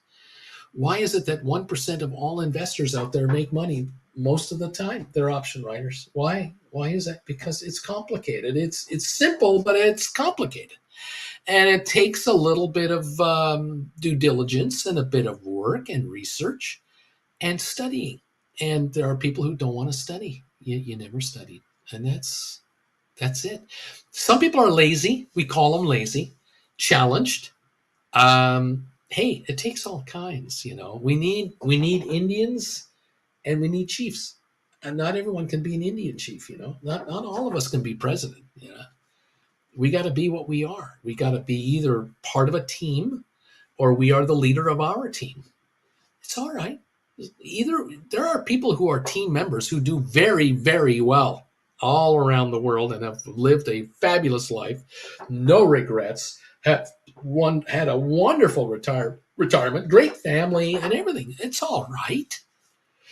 But there are some of these folks out there, 319 of them are here right now. And of the 319, a high number of these 319 people who are here this very moment are saying to themselves, I want something better than what I have now. And I'm getting it, and I'm taking it. And I'm going to keep taking it. I'm going to get more. I want to fly. Your attitude is, when I fly to Europe, I want to fly business class and not have to think of the price. And when I do get to Europe, I'm not going to stay in a 3-star hotel. I'm staying in a 5-star hotel. And I'm not going to worry about the cost. And when I am in Europe and I'm doing this and that, I'm going to go skiing, or I'm going to go to a spa, or I'm going to enjoy myself, and I'm going to have a vacation that I now will have from now on. Not a once in a lifetime, spend a lot of money on a vacation, I'll never be able to do it again. No, this is the new normal. I want a new normal. I want to fly to Tokyo in business class. I will then go from Tokyo to Singapore in business class. I will stay at the Hyatt, the Hilton, the Four Seasons, the what I'm going to stay in the nicer hotels, get all the bonus points. I got my credit card to get all the bonus points, but I have the dough to pay for it. I'm going to do what Credit Savage of Wall Street has been doing. I'm going to live that kind of lifestyle for me and my husband or my wife or my friends or whatever. The new normal. I'm going to live a new normal, and that is what we're going to do. I say congratulations. You come to the right place. BW writers laugh out loud. Ridiculous options prices. Tyrna, Steel, Easy Money. Y'all keep an eye on that. IMP volume on weeklies at 300%. They juice the premiums. Take it from them. BW, GameStop, baby. RB, apparently billionaires are stepping up. 23andMe, 2 Sigma Investments, Renaissance Technologies, Citadel Advisors, and Susquehanna International are buying up ME shares. Well, the stock is sitting here at 42.7 cents. How much do you want? Look, I still like the company. I like the concept of ME. I like the overall plan. I don't like the stock price, not one bit. But I'd be buying it down here if I were a long-term player. Yeah, of course. I'm averaging down. I want to be under a buck average on this, of course. 42 cents is a way to get there. Brian, GameStop premiums are huge. They need those premiums to fund their continued shorting. Honeybee, I've tried to tell friends about the benefits of trading options. They say, are you trying to sell me something? Boom. Don't try to sell them anything. Give up. Stop it. Just stop that and keep the energy for yourself. You need the energy to be a better trader. Juan, you hit it right on the nail, Uncle Bruce. There are Indians and Chiefs in this life. Brian, Honeybee, that is always the first response. Sounds like a Ponzi scheme. There you go. Beach Boy, where's Henry? What? That's what I'd like to know. Whatever happened to Henry? Flint, there are rhinos and cows. Neither is bad nor wrong. Cows graze, rhinos charge, and clear paths. JR, wow, I get to be 167 on the thumbs up. GameStop, everybody. Let's bake some clams. 1412 right now. Not a lurker, BW. Morning. Good morning. Not a lurker, cousin number 2. Beach Boy, Flint is in a romantic mood today. Marcus, number 173. Good morning. Honeybee, I try to follow up by explaining that trading is something that investment fund managers do. They think options are only for financial specialists in 3-piece suits. They don't believe they can do it. Well, that's what you thought. That's exactly what almost all of you thought before you found this channel. You all thought, well, that's done by hedge funds, bankers, senior portfolio traders, the suits, the Wall Streeters. Yeah, that's their purview. That's their turf. Hedge funds, the guys with the private jets, yachts, villas in the Mediterranean, and a beautiful house in Hawaii, and a condo in New York, and Gucci bags and shoes for, high-end suits. That's what you thought, of course. Why should these people contact you and tell you to do it? Have you ever thought of that? Why in the world, when anyone contact you from New York and go, hey there, hey, I noticed you're making, 80,000 a year, and you got 25,000 saved up, 50,000 saved up, 150,000 saved up. Have you ever thought of writing options and joining us here? Why would they call you? They're too busy making money. They're too busy having 5-star luxury meals at the top resorts. They're too busy getting richer, because you're never rich enough when you're up there. You're never rich enough. They've got a $40 million airplane, but they know somebody with a $60 million airplane, and that person knows somebody with a Gulfstream $85 million airplane, and they're jealous because they're the same people as you are. You're living in your neighborhood, and you're driving a Honda Accord, and your neighbor is driving a Lexus, and another neighbor's driving a Benz, and you knew a guy once that had a Bentley. Okay. Whatever it is that gets you, gets you. But if you want to improve your lifestyle, take control of your life. These folks With the Bucks, they've taken control of their lifestyle. Oh, believe you me, are they managing their assets big time? One, lots of times we don't make an effort to understand things, and what we are, what we do with ourselves. If we all could just see the light at the end of the tunnel, and I say you don't have to know everything about everything. Just start doing what the wealthy are doing in your scale. That's all it is. And to write one option contract is as hard as it is to write five, as hard as it is to write 25, as difficult it is to write 125 or 1250 at a time. It's the same trade. It's just a question of how many are you doing. Start small and build it up. Get confident, get comfortable, and start bringing in some dinero. And you'll find very quickly this isn't as scary as I thought it was. And this is actually more lucrative than I thought it was. And now you get it. Now you're going, oh, of course, if I wrote 100 of these, I just made $300. If I'd have done 10, I'd have made $3,000. If I'd have done 100, I'd have made $30,000 in the last week. There are people out there who are doing that, and they're not multi-millionaires.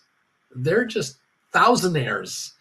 The big boys are doing thousands of contracts, dozens of contracts at a time, dozens of positions. They have hired people to do 100 contract trades a week. They're netting in $1 million a week, $2 million a week, $3 million a week. This is a $5 trillion a week business. I'm trying to get you to get $5,000-$10,000 a month so you can quit your day job. I'm saying $30,000 a month. You've made it. This is a nothing burger. You've got to buy into yourself. BW, Indian Chiefs. Did someone watch Peter Pan this weekend? Trip down memory lane, Uncle Bruce, Linda, or when you talk to professional option traders, they tell you, "Oh, you're an option buyer, right? You buy options, right?" No, I don't.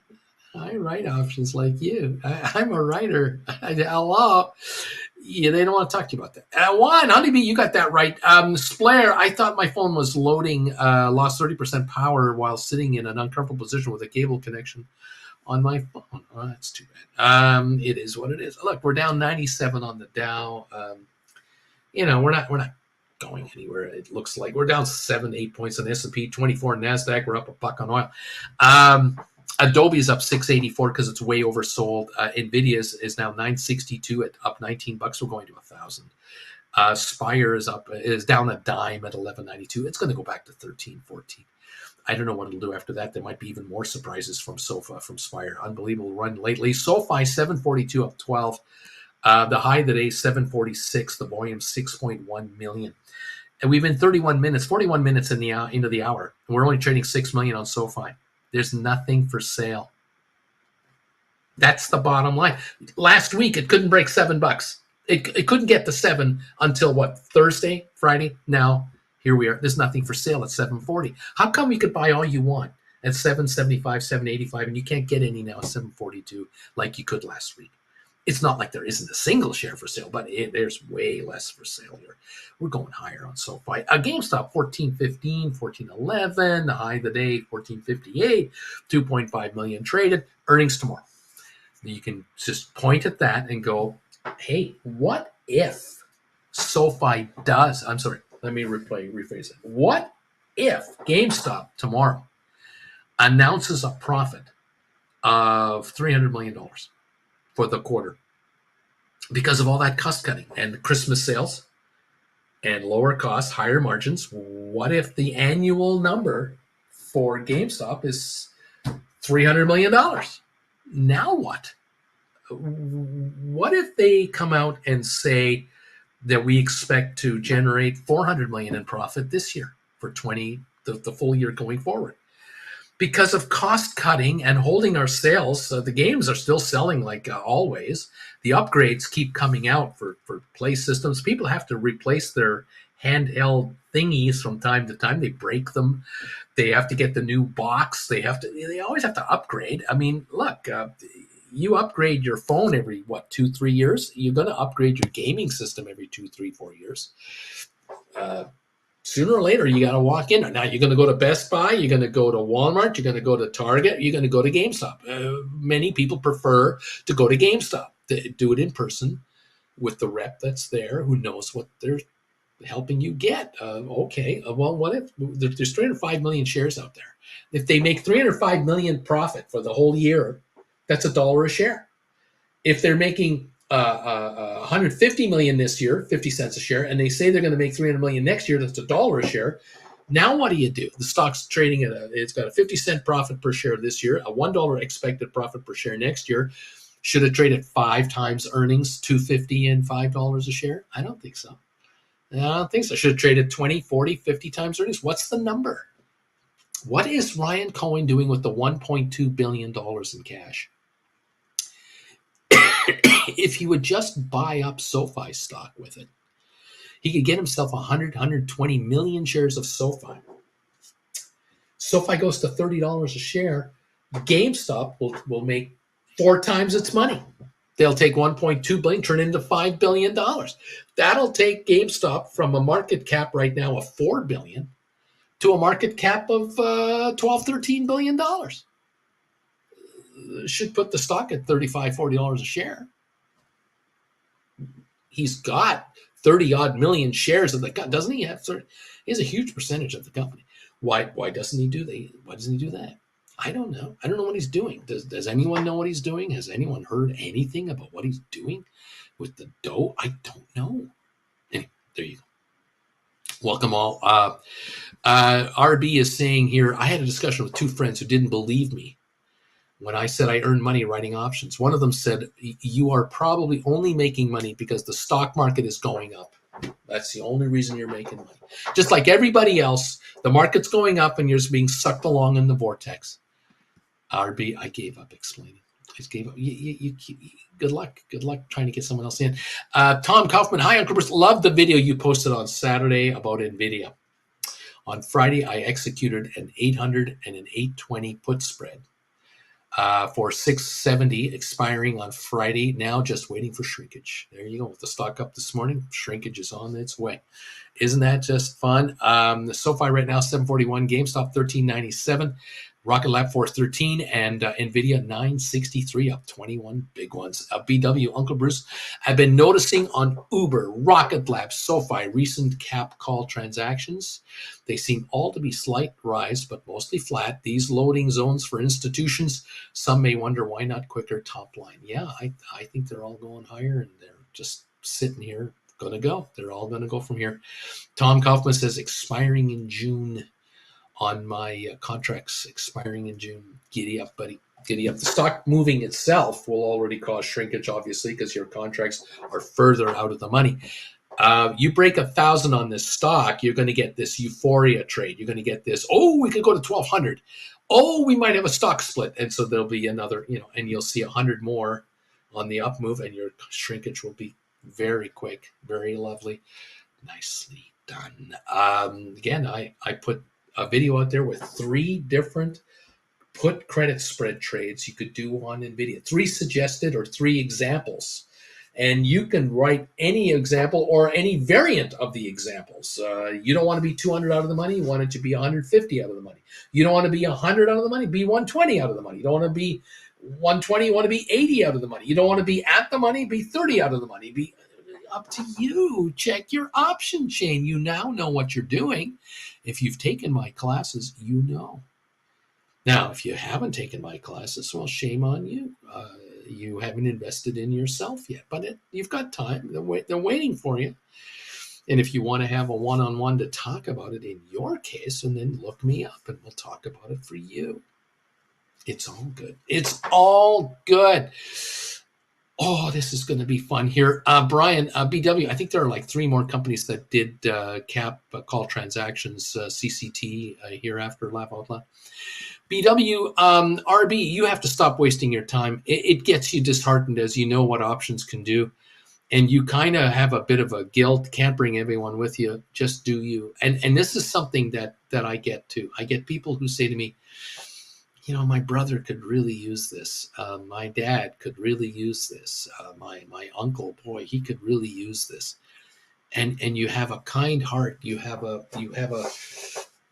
want to help. You just look. If you were just watch this guy. That's what you're saying to him. Why don't you just watch him for a while? and try a couple of his classes. And they go and look at you, go, I just don't have the time.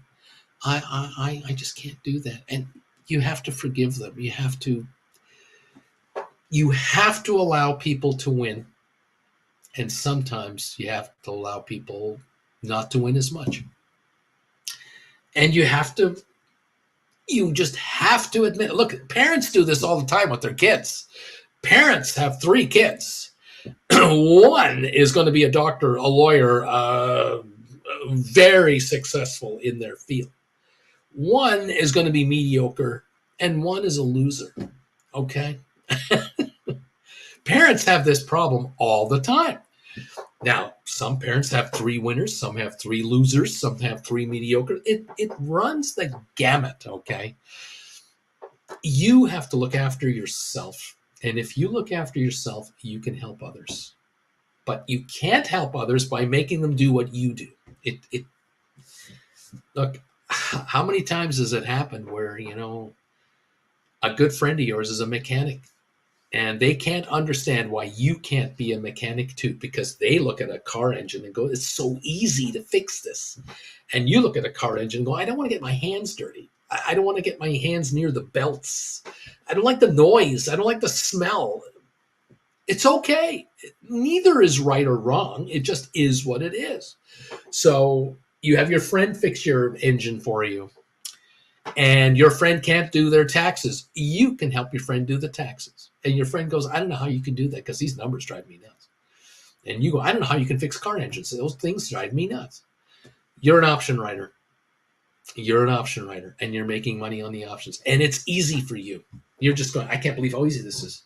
I just can't believe how much money I can make writing options. I just can't believe I haven't been doing this for 15 years. I can't believe it. And you cannot get anyone to believe you or do what you do. You can't do it because it's a skill. This is a skill that is part of your being. And that's why there are only 297 people here. I mean, I've been talking now for an hour and 46 minutes about what a great life you can have being an option writer. You would think that all of you out there would contact all your friends and say, you got to watch this guy. Wow, is he a life changer? He's a real motivator. Wow, you should be part of this. There's only 297 people here. If anyone knows, I know. Savage Wall Street. Good morning, my fellow simpletons and degenerates. I hope everyone is having a great day and you're selling covered calls. Myself, I just sold 5 $30 Unity covered calls that expire May the 17th. And the market was 161, 165. Boom, filled. Let's go. Thank you very much. There's $800 in his hand right now. Splair, I'm wishing you all a relaxed day and have a great week. One excellent video, Uncle Bruce. I did watch it. Wife said, is Uncle Bruce on Sundays? I said, of course he is. Alberto, Savage, nice right there, Primo. Get the dinero. Agree as a Splair with BW. Set priorities for yourself and let the others do what they prefer to do. After 5 years, you both see the results. RB, BW. The crazy thing is, one of them has MicroStrategy shares. He could earn crazy money selling covered calls. And this is the other thing I get all the time. People will say to me, I have a good friend of mine. He used to work for a company, blah, blah, blah. He's got 2,000 Amazon shares. The guy could be writing 20 calls at a time on Amazon. He could be hauling in 6,000 a month, 3,000 a month, 8,000 a month, whatever the number, ridiculous money. And the guy's broke all the time. He doesn't want to sell a stock because he doesn't want to have a tax problem. He doesn't get any dividends. He could be writing options. He could be paying off his credit cards, 5,000 a month towards his credit cards. I'm trying to tell him. He won't do anything. I know. I know. Yes, Honeybee. Part of the option writing skill set is not to have an 8-second attention span. There you go. Touch grass. It's not how many you tell. It's how many might listen. There you go. Yes. Deep value. Thank you for everything, Uncle B. Neat. Alberto, been there, done that. Not worth your time. I now just send him to Uncle Bruce and say, you watch him. If you don't watch him, don't watch him. That's all. Don't ask me how I afford my lifestyle. Don't ask me how I do what I do. Don't ask me All about you want to know? Here's the guy. I've given you the key to the door. Turn it and walk in. That's all I can do for you. If you don't want to walk into that door, it's okay. A dude, R&B suggests MSTY to your friend as a way to dabble in option strategies. ITA and ETF that sells options on MSTR. BW, try to explain that to a friend. BW, they know only safety of hold forever and or, oh, my capital gains will be huge. Remember, WS never says sell. Wall Street never says sell. They have paper money. They see you're making real living wages. That's the difference. You're making money from paper money. They're seeing paper profits, and they think they're avoiding taxes, and they're losing out on real life opportunities. I know. All of my friends, on the other hand, just have an analysis paralysis. Mando number 5, touch grass. That's the way, baby. That is the way. It's not who you tell, it's how many listen. And there it is right there. That's bingo right there. What can I say? Look, GameStop's $13.92. The stock got as high as $14.58 today. Did anyone write cash secured puts earlier today or last week? Did you sell them when the stock topped out at $14.50? And are you now getting ready to write them again? You bought them back, you got to write them again. If you missed the boat and didn't write cash secured puts last week, maybe now at $13.94 might be the time to do it. But to do it is another thing. To talk about doing it is the other thing. Splair, before I go, please, can't someone open the door at GameStop for a free road to $15, $16? I'm just kidding. Have a good one, everybody. Splair, you take care, buddy. Brian, Splair, this might happen sooner than you expect. It could go to 12 too, Flint, I have a rule. I do not try to get technical with friends. I will recommend something, but covered calls is like speaking about foreign languages, and people choose to learn or they don't. And there you go. It's boom. And that's it. BW, that's it. Analysis paralysis. Who do you think lives in all those big homes on the hillside, lives in those big condos in downtown city you live in? Someone makes money for that. Why not you? Exactly. You want inspiration? You want proof that there's money in them their hills? Why don't you go to them their hills and take a walk around the nice neighborhood, or take a drive, or ride a bike? Take a look around some of the nice parts of town. Go to the high-end retail part of your city. Just stroll around. Be an observer for a while. And just watch people. That's all you got to do. Go to the fanciest hotel in your city and go into the coffee shop and just have a coffee. Spend $8 on a cup of coffee for an hour or a refill. Have a little Danish and just look around and watch people who spend $1,000 a night in a hotel, $2,000 a night. Hang out in Vegas. Go to the nice high limit room, or the nice expensive casino on the strip. Just check the world out. Just go to the marina where all the big yachts are and just take a little look-see if you can, if you get near it. There's ways to see how the other half lives. There's definitely ways. You're not bothering anybody. You're not going to talk to anybody. Unlikely. You're going to just observe and absorb. There you go. Yeah, go NVIDIA, says Flint Creek. The Savage. I saw a kid from work, 29 years old. He said SoFi was making him money. SoFi was 5 or 6 last year when I talked about it to him. I asked how many shares he bought. He said 20, laughing out loud. I told him, buy a few hundred. Yes, Splair, 200 or more is the magic number. Beach Boy, Savage, good, right. Wrote 10/25, January 2026, cash secured puts for 621. Leave them nothing. You see, there you go. Brian, I am glad I used margin to get my SoFi account to 1,100 shares. I feel giddy about it. Savage, come on, man. I took almost an hour telling him that HR can change his life. You're young, buy these companies and take a risk. You're young. Buy as much as you can, but he'll spend $200 at the bar. Yes, he will. He will spend $200 every weekend at the bar. Yeah. That's right. Uncle Bruce, you. Okay. RB, I'm off. See you all tomorrow. Thumbs 194. Let's go to 200. Thank you, RB. BW, not everyone is a doctor or a lawyer or top paid IT engineer and have massive homes and play toys just on salaries. No, they invest, but not just buy and hold. They have options or someone who does this for them. Brian, if you sold cover calls this morning on GameStop, you are a champion. How about that? See, there's that too. GameStop 1384 up 73. Sofi up 11 at 741. 410 on Rocket Lab up 550. Nvidia up $17 to 960. Adobe up 472 to 504. The Dow's 86 points on the downside. That's all it is. Nothing serious. It's all good. Yes, sir, folks. You want change? You have to make it happen. I came to that crossroads myself many a time in my lifetime. I came to crossroads and I had to decide. Auntie Jen, what are we going to do? What should we do? What should we make a change? Not a change? Are we happy with what we have? Do we want to make an adjustment? Do we want to do this, do that? Who are we taking a chance on? Oh, us. Oh, okay. That's pretty easy.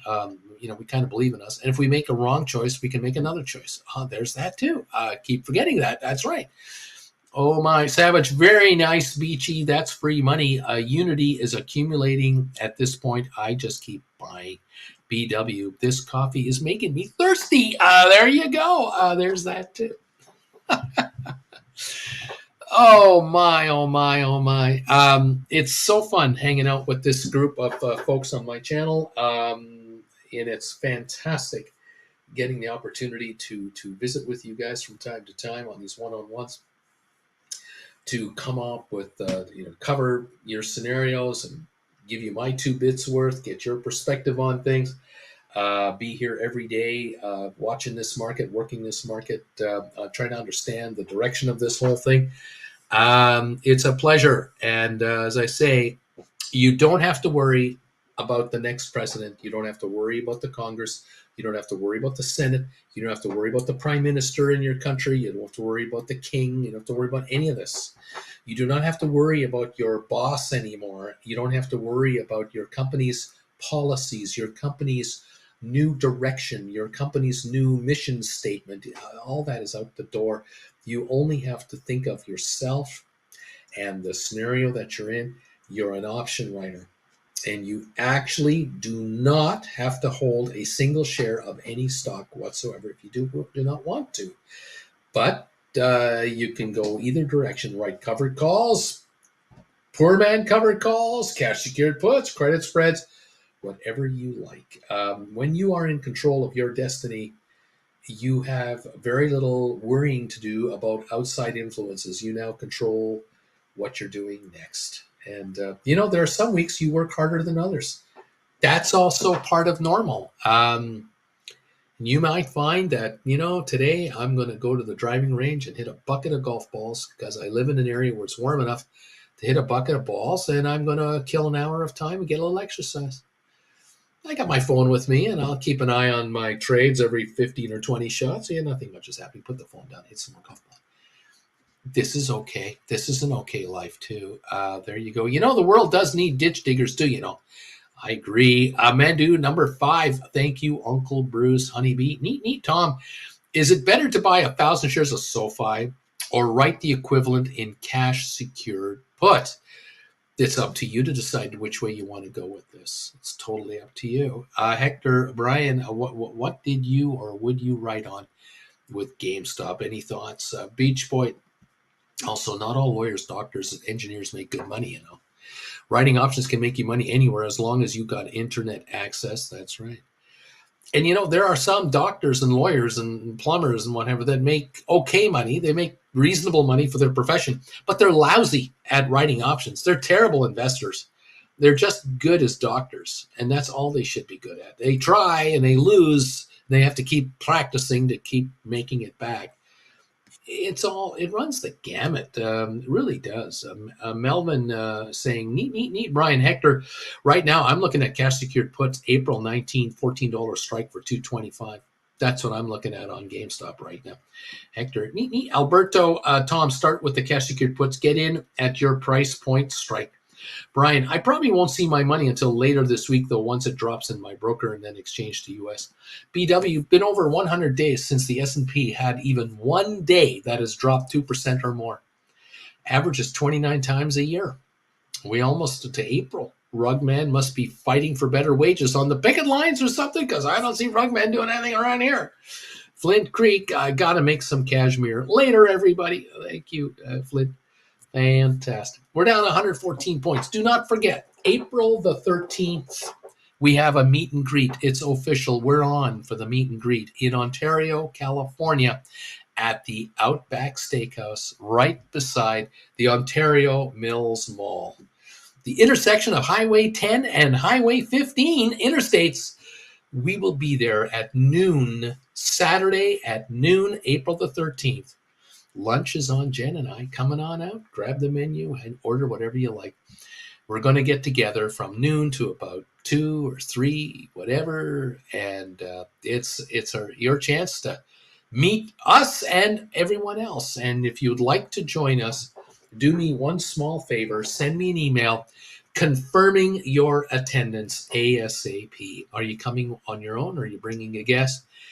And let me know so I can write down who to expect that is coming out on the 13th of April in Ontario, California. Would love to have you join us. We have a limited number of seats available. Let me know if you're coming out. Okay. Thank you. Can't wait. Can't wait. Let's go. Brian Hector, the January 25 13 strikes are going for $3.95. Crazy money. BW, Cashmere, Zeppelin, nice. Hector, thanks, Brian. Savage of Wall Street sold 10 AI June 30 covered calls that expire in June. I asked $3. Boom. Phil, thank you. May I have another shooting fish in a barrel? Just took in at $3,000. Offering stock at $30 a share. Not bad. It's trading at $27. He's offering stock for $30 plus the 3 premium. If he gets taken out, he gets $33 on a $27 stock. Hello. I like this game. Nice going. $13.94 on GameStop. We're coming up a little bit again. A little bit of a run here. 741 up 11 on Sofi. We're not giving up. Ground Spire just went green. 1204. 963.5 on Nvidia, up 20.50 on Nvidia. Adobe up $6 now. Looks like almost 6. 505 going higher on Adobe. Okay, the Dow down 119, and everything on my screen is green that I like to follow. Very interesting session today. Oil up 133. Okay, everybody. Gidge up all. Welcome to the party, everybody. I'm so glad you're here. Congratulations to those of you who have stepped up to do classes, stepped up to do one-on-ones. Congratulations, all of you. We'll get you looked after here, try to make you, help you get richer. Uncle they're going to screw Aspire the way SoFi Rocket Lab did with its offering, like their other thing, our differing trajectory of what we're trying to do. I think that Spire with this NVIDIA connection could have an interesting run here yet. We'll see. John, Meta put spread 460.70. Is that too close, Bruce? Meta. That's Facebook. We're at right now 506 on the market. 10% lower is about $50. 455 ballpark. You're a little close. I'd be a little less than that. Maybe 440, 460. Something like that. Yeah, I'd be a little further off. We're down 366 today. Nothing, but we can lose $15-20 in one day. That brings it to 485, and I don't want to be in 470s. I wouldn't want to be that close. Yeah, 440, 460, 430, 450. I'd be a little further behind. That's just me. You can write this. You can put the spread on and just be on top of it. Obviously, if the market does a back off, you'll do a rollover and you'll be fine. But if you're on it, I think you are. I think you're on it. But don't get too aggressive. Another strategy is a 450 and a 420, taking a $30 spread with a bigger premium to you, and that way you're thinking, okay, if it backs off, it goes up a little bit here from here, I can make half of this spread back pretty easily. Maybe that's the way. You're risking less on the long side than you would be otherwise. Tom Kaufman, neat. There you go. Thumbs up from John Gill. Thank you, guys. Yeah, thoughts, ideas, ways to do this. Absolutely. If you're going to do Boeing, you're wanting to do credit spreads on Boeing. I would be doing 210 to 230s on Boeing. Stay way ahead of it. 215s, 220s, 240s. Goldman Sachs put credit spreads. I'd be in this 340, 60 range, 50, 330, 350, 320, 350, something like that. Vanik Semiconductors put credit spreads 10% or more behind the stock. So 190 to 200, 180 to 200, something like that. Home Depot, yeah, call credit spreads, I think. Four tens, 430s, 420s, 440s. I don't know if there's premiums in there. Amazon at 180 right now. 140s to 150s, 150, 130s maybe. I don't know if I'd go higher in 150s. Microsoft 424 share. Put credit spreads. 380s, 360s, 380s, 350s, something like that. Safe. A month or two out. Yep. That's where I'd be right now. IBM 189, puts 150, 60s, 40s, 60s, something like that. Google 150 a share. I'd be puts 120 to 40, maybe no, 130 and lower. 130 to 120, 130 to 110, 120 to 100, anywhere in there. Very comfortable credit spreads. Very comfortable. 20 to 25 behind the market, though. Definitely. Okay. Cool. Very, very cool. Tesla, 170 a share. I'd be 190s to 210s, 2 to 220s. On the put side, I'd be 1 to 120s, or I'd be 120s to 140s, but nothing higher than that, really. I'd be careful of that. Netflix, $629.91. Behind it, $100, 530 to 500, in that range. Comfortable. 540 to 500, somewhere in that range. 10, 20 spread, 30 spread, up to you. Apple, 170 share, 140 50s, 130 50s. On the other side, call side, 195s, 190s to 210, 2 to 220, something up there, well ahead. Qs, we're at 445. You got to be 12 to 15% either side of this market. Spider, same thing. Careful. That's just my take on it. Anyway, there you go. Right now we're down 115 on the Dow, 9.6 points lower in S&P. We're off 26 on NASDAQ. This is a nothing burger market. We are slowly inching maybe a little higher. Maybe. I don't know. Where are we at right now? Adobe 505 up 550. Nvidia up 1886 at 961. Spire 1196 down 7 cents. SoFi 740 up a dime. GameStop 1403, $14 up 90, and Rocket Lab 407 408 up 2-3 cents a piece. That is what I got right there. Right now, everybody. Thank you all. All right. Alberta, did you get my message? Yes, sir. I'll respond to you. We'll see if we can get together, my friend. Thank you. I got your payment for the 101. We'll get together. I will respond after the show. Savage of Wall Street. Boom! Sold 10 Rivian, 1250. Expiry July. Ask 150. Got it. Just waiting for my Lazier and LCID to trigger, but they've been a pain. Too stinky. We'll keep waiting. Some poor unfortunate soul will bite and pay me what I want. Nice. Savage of Wall Street bringing in money today. With this uptick on these stocks, he's taking money off the table. Way to go. Giddy up, everybody. Welcome to the party, pal. Thank you for joining me today. I'm going to pack this one in. I got to do 2 more shows for TWB later today. Thank you all for your support of this YouTuber and the thumbs ups you've been able to give us today. Thank you for that. What is the number on the thumbs up meter anyway? I haven't even looked here all day. I haven't been bugging you on this. 203. We just hit 203 thumbs ups, and I thank you. If you can hit the thumbs up button, or if you can on the rerun hit the button for me, please do give us a little boost here. We would appreciate it. The higher that number goes, the more people will find us. And the more that find us, the more find out about how great SoFi is. And maybe they become buyers of SoFi, which makes your SoFi shares go higher, making you richer.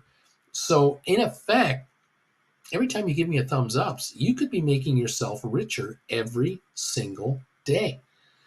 But if you want to stay poor and miserable, don't give me a thumbs up. Be a loser. It's okay. It happens.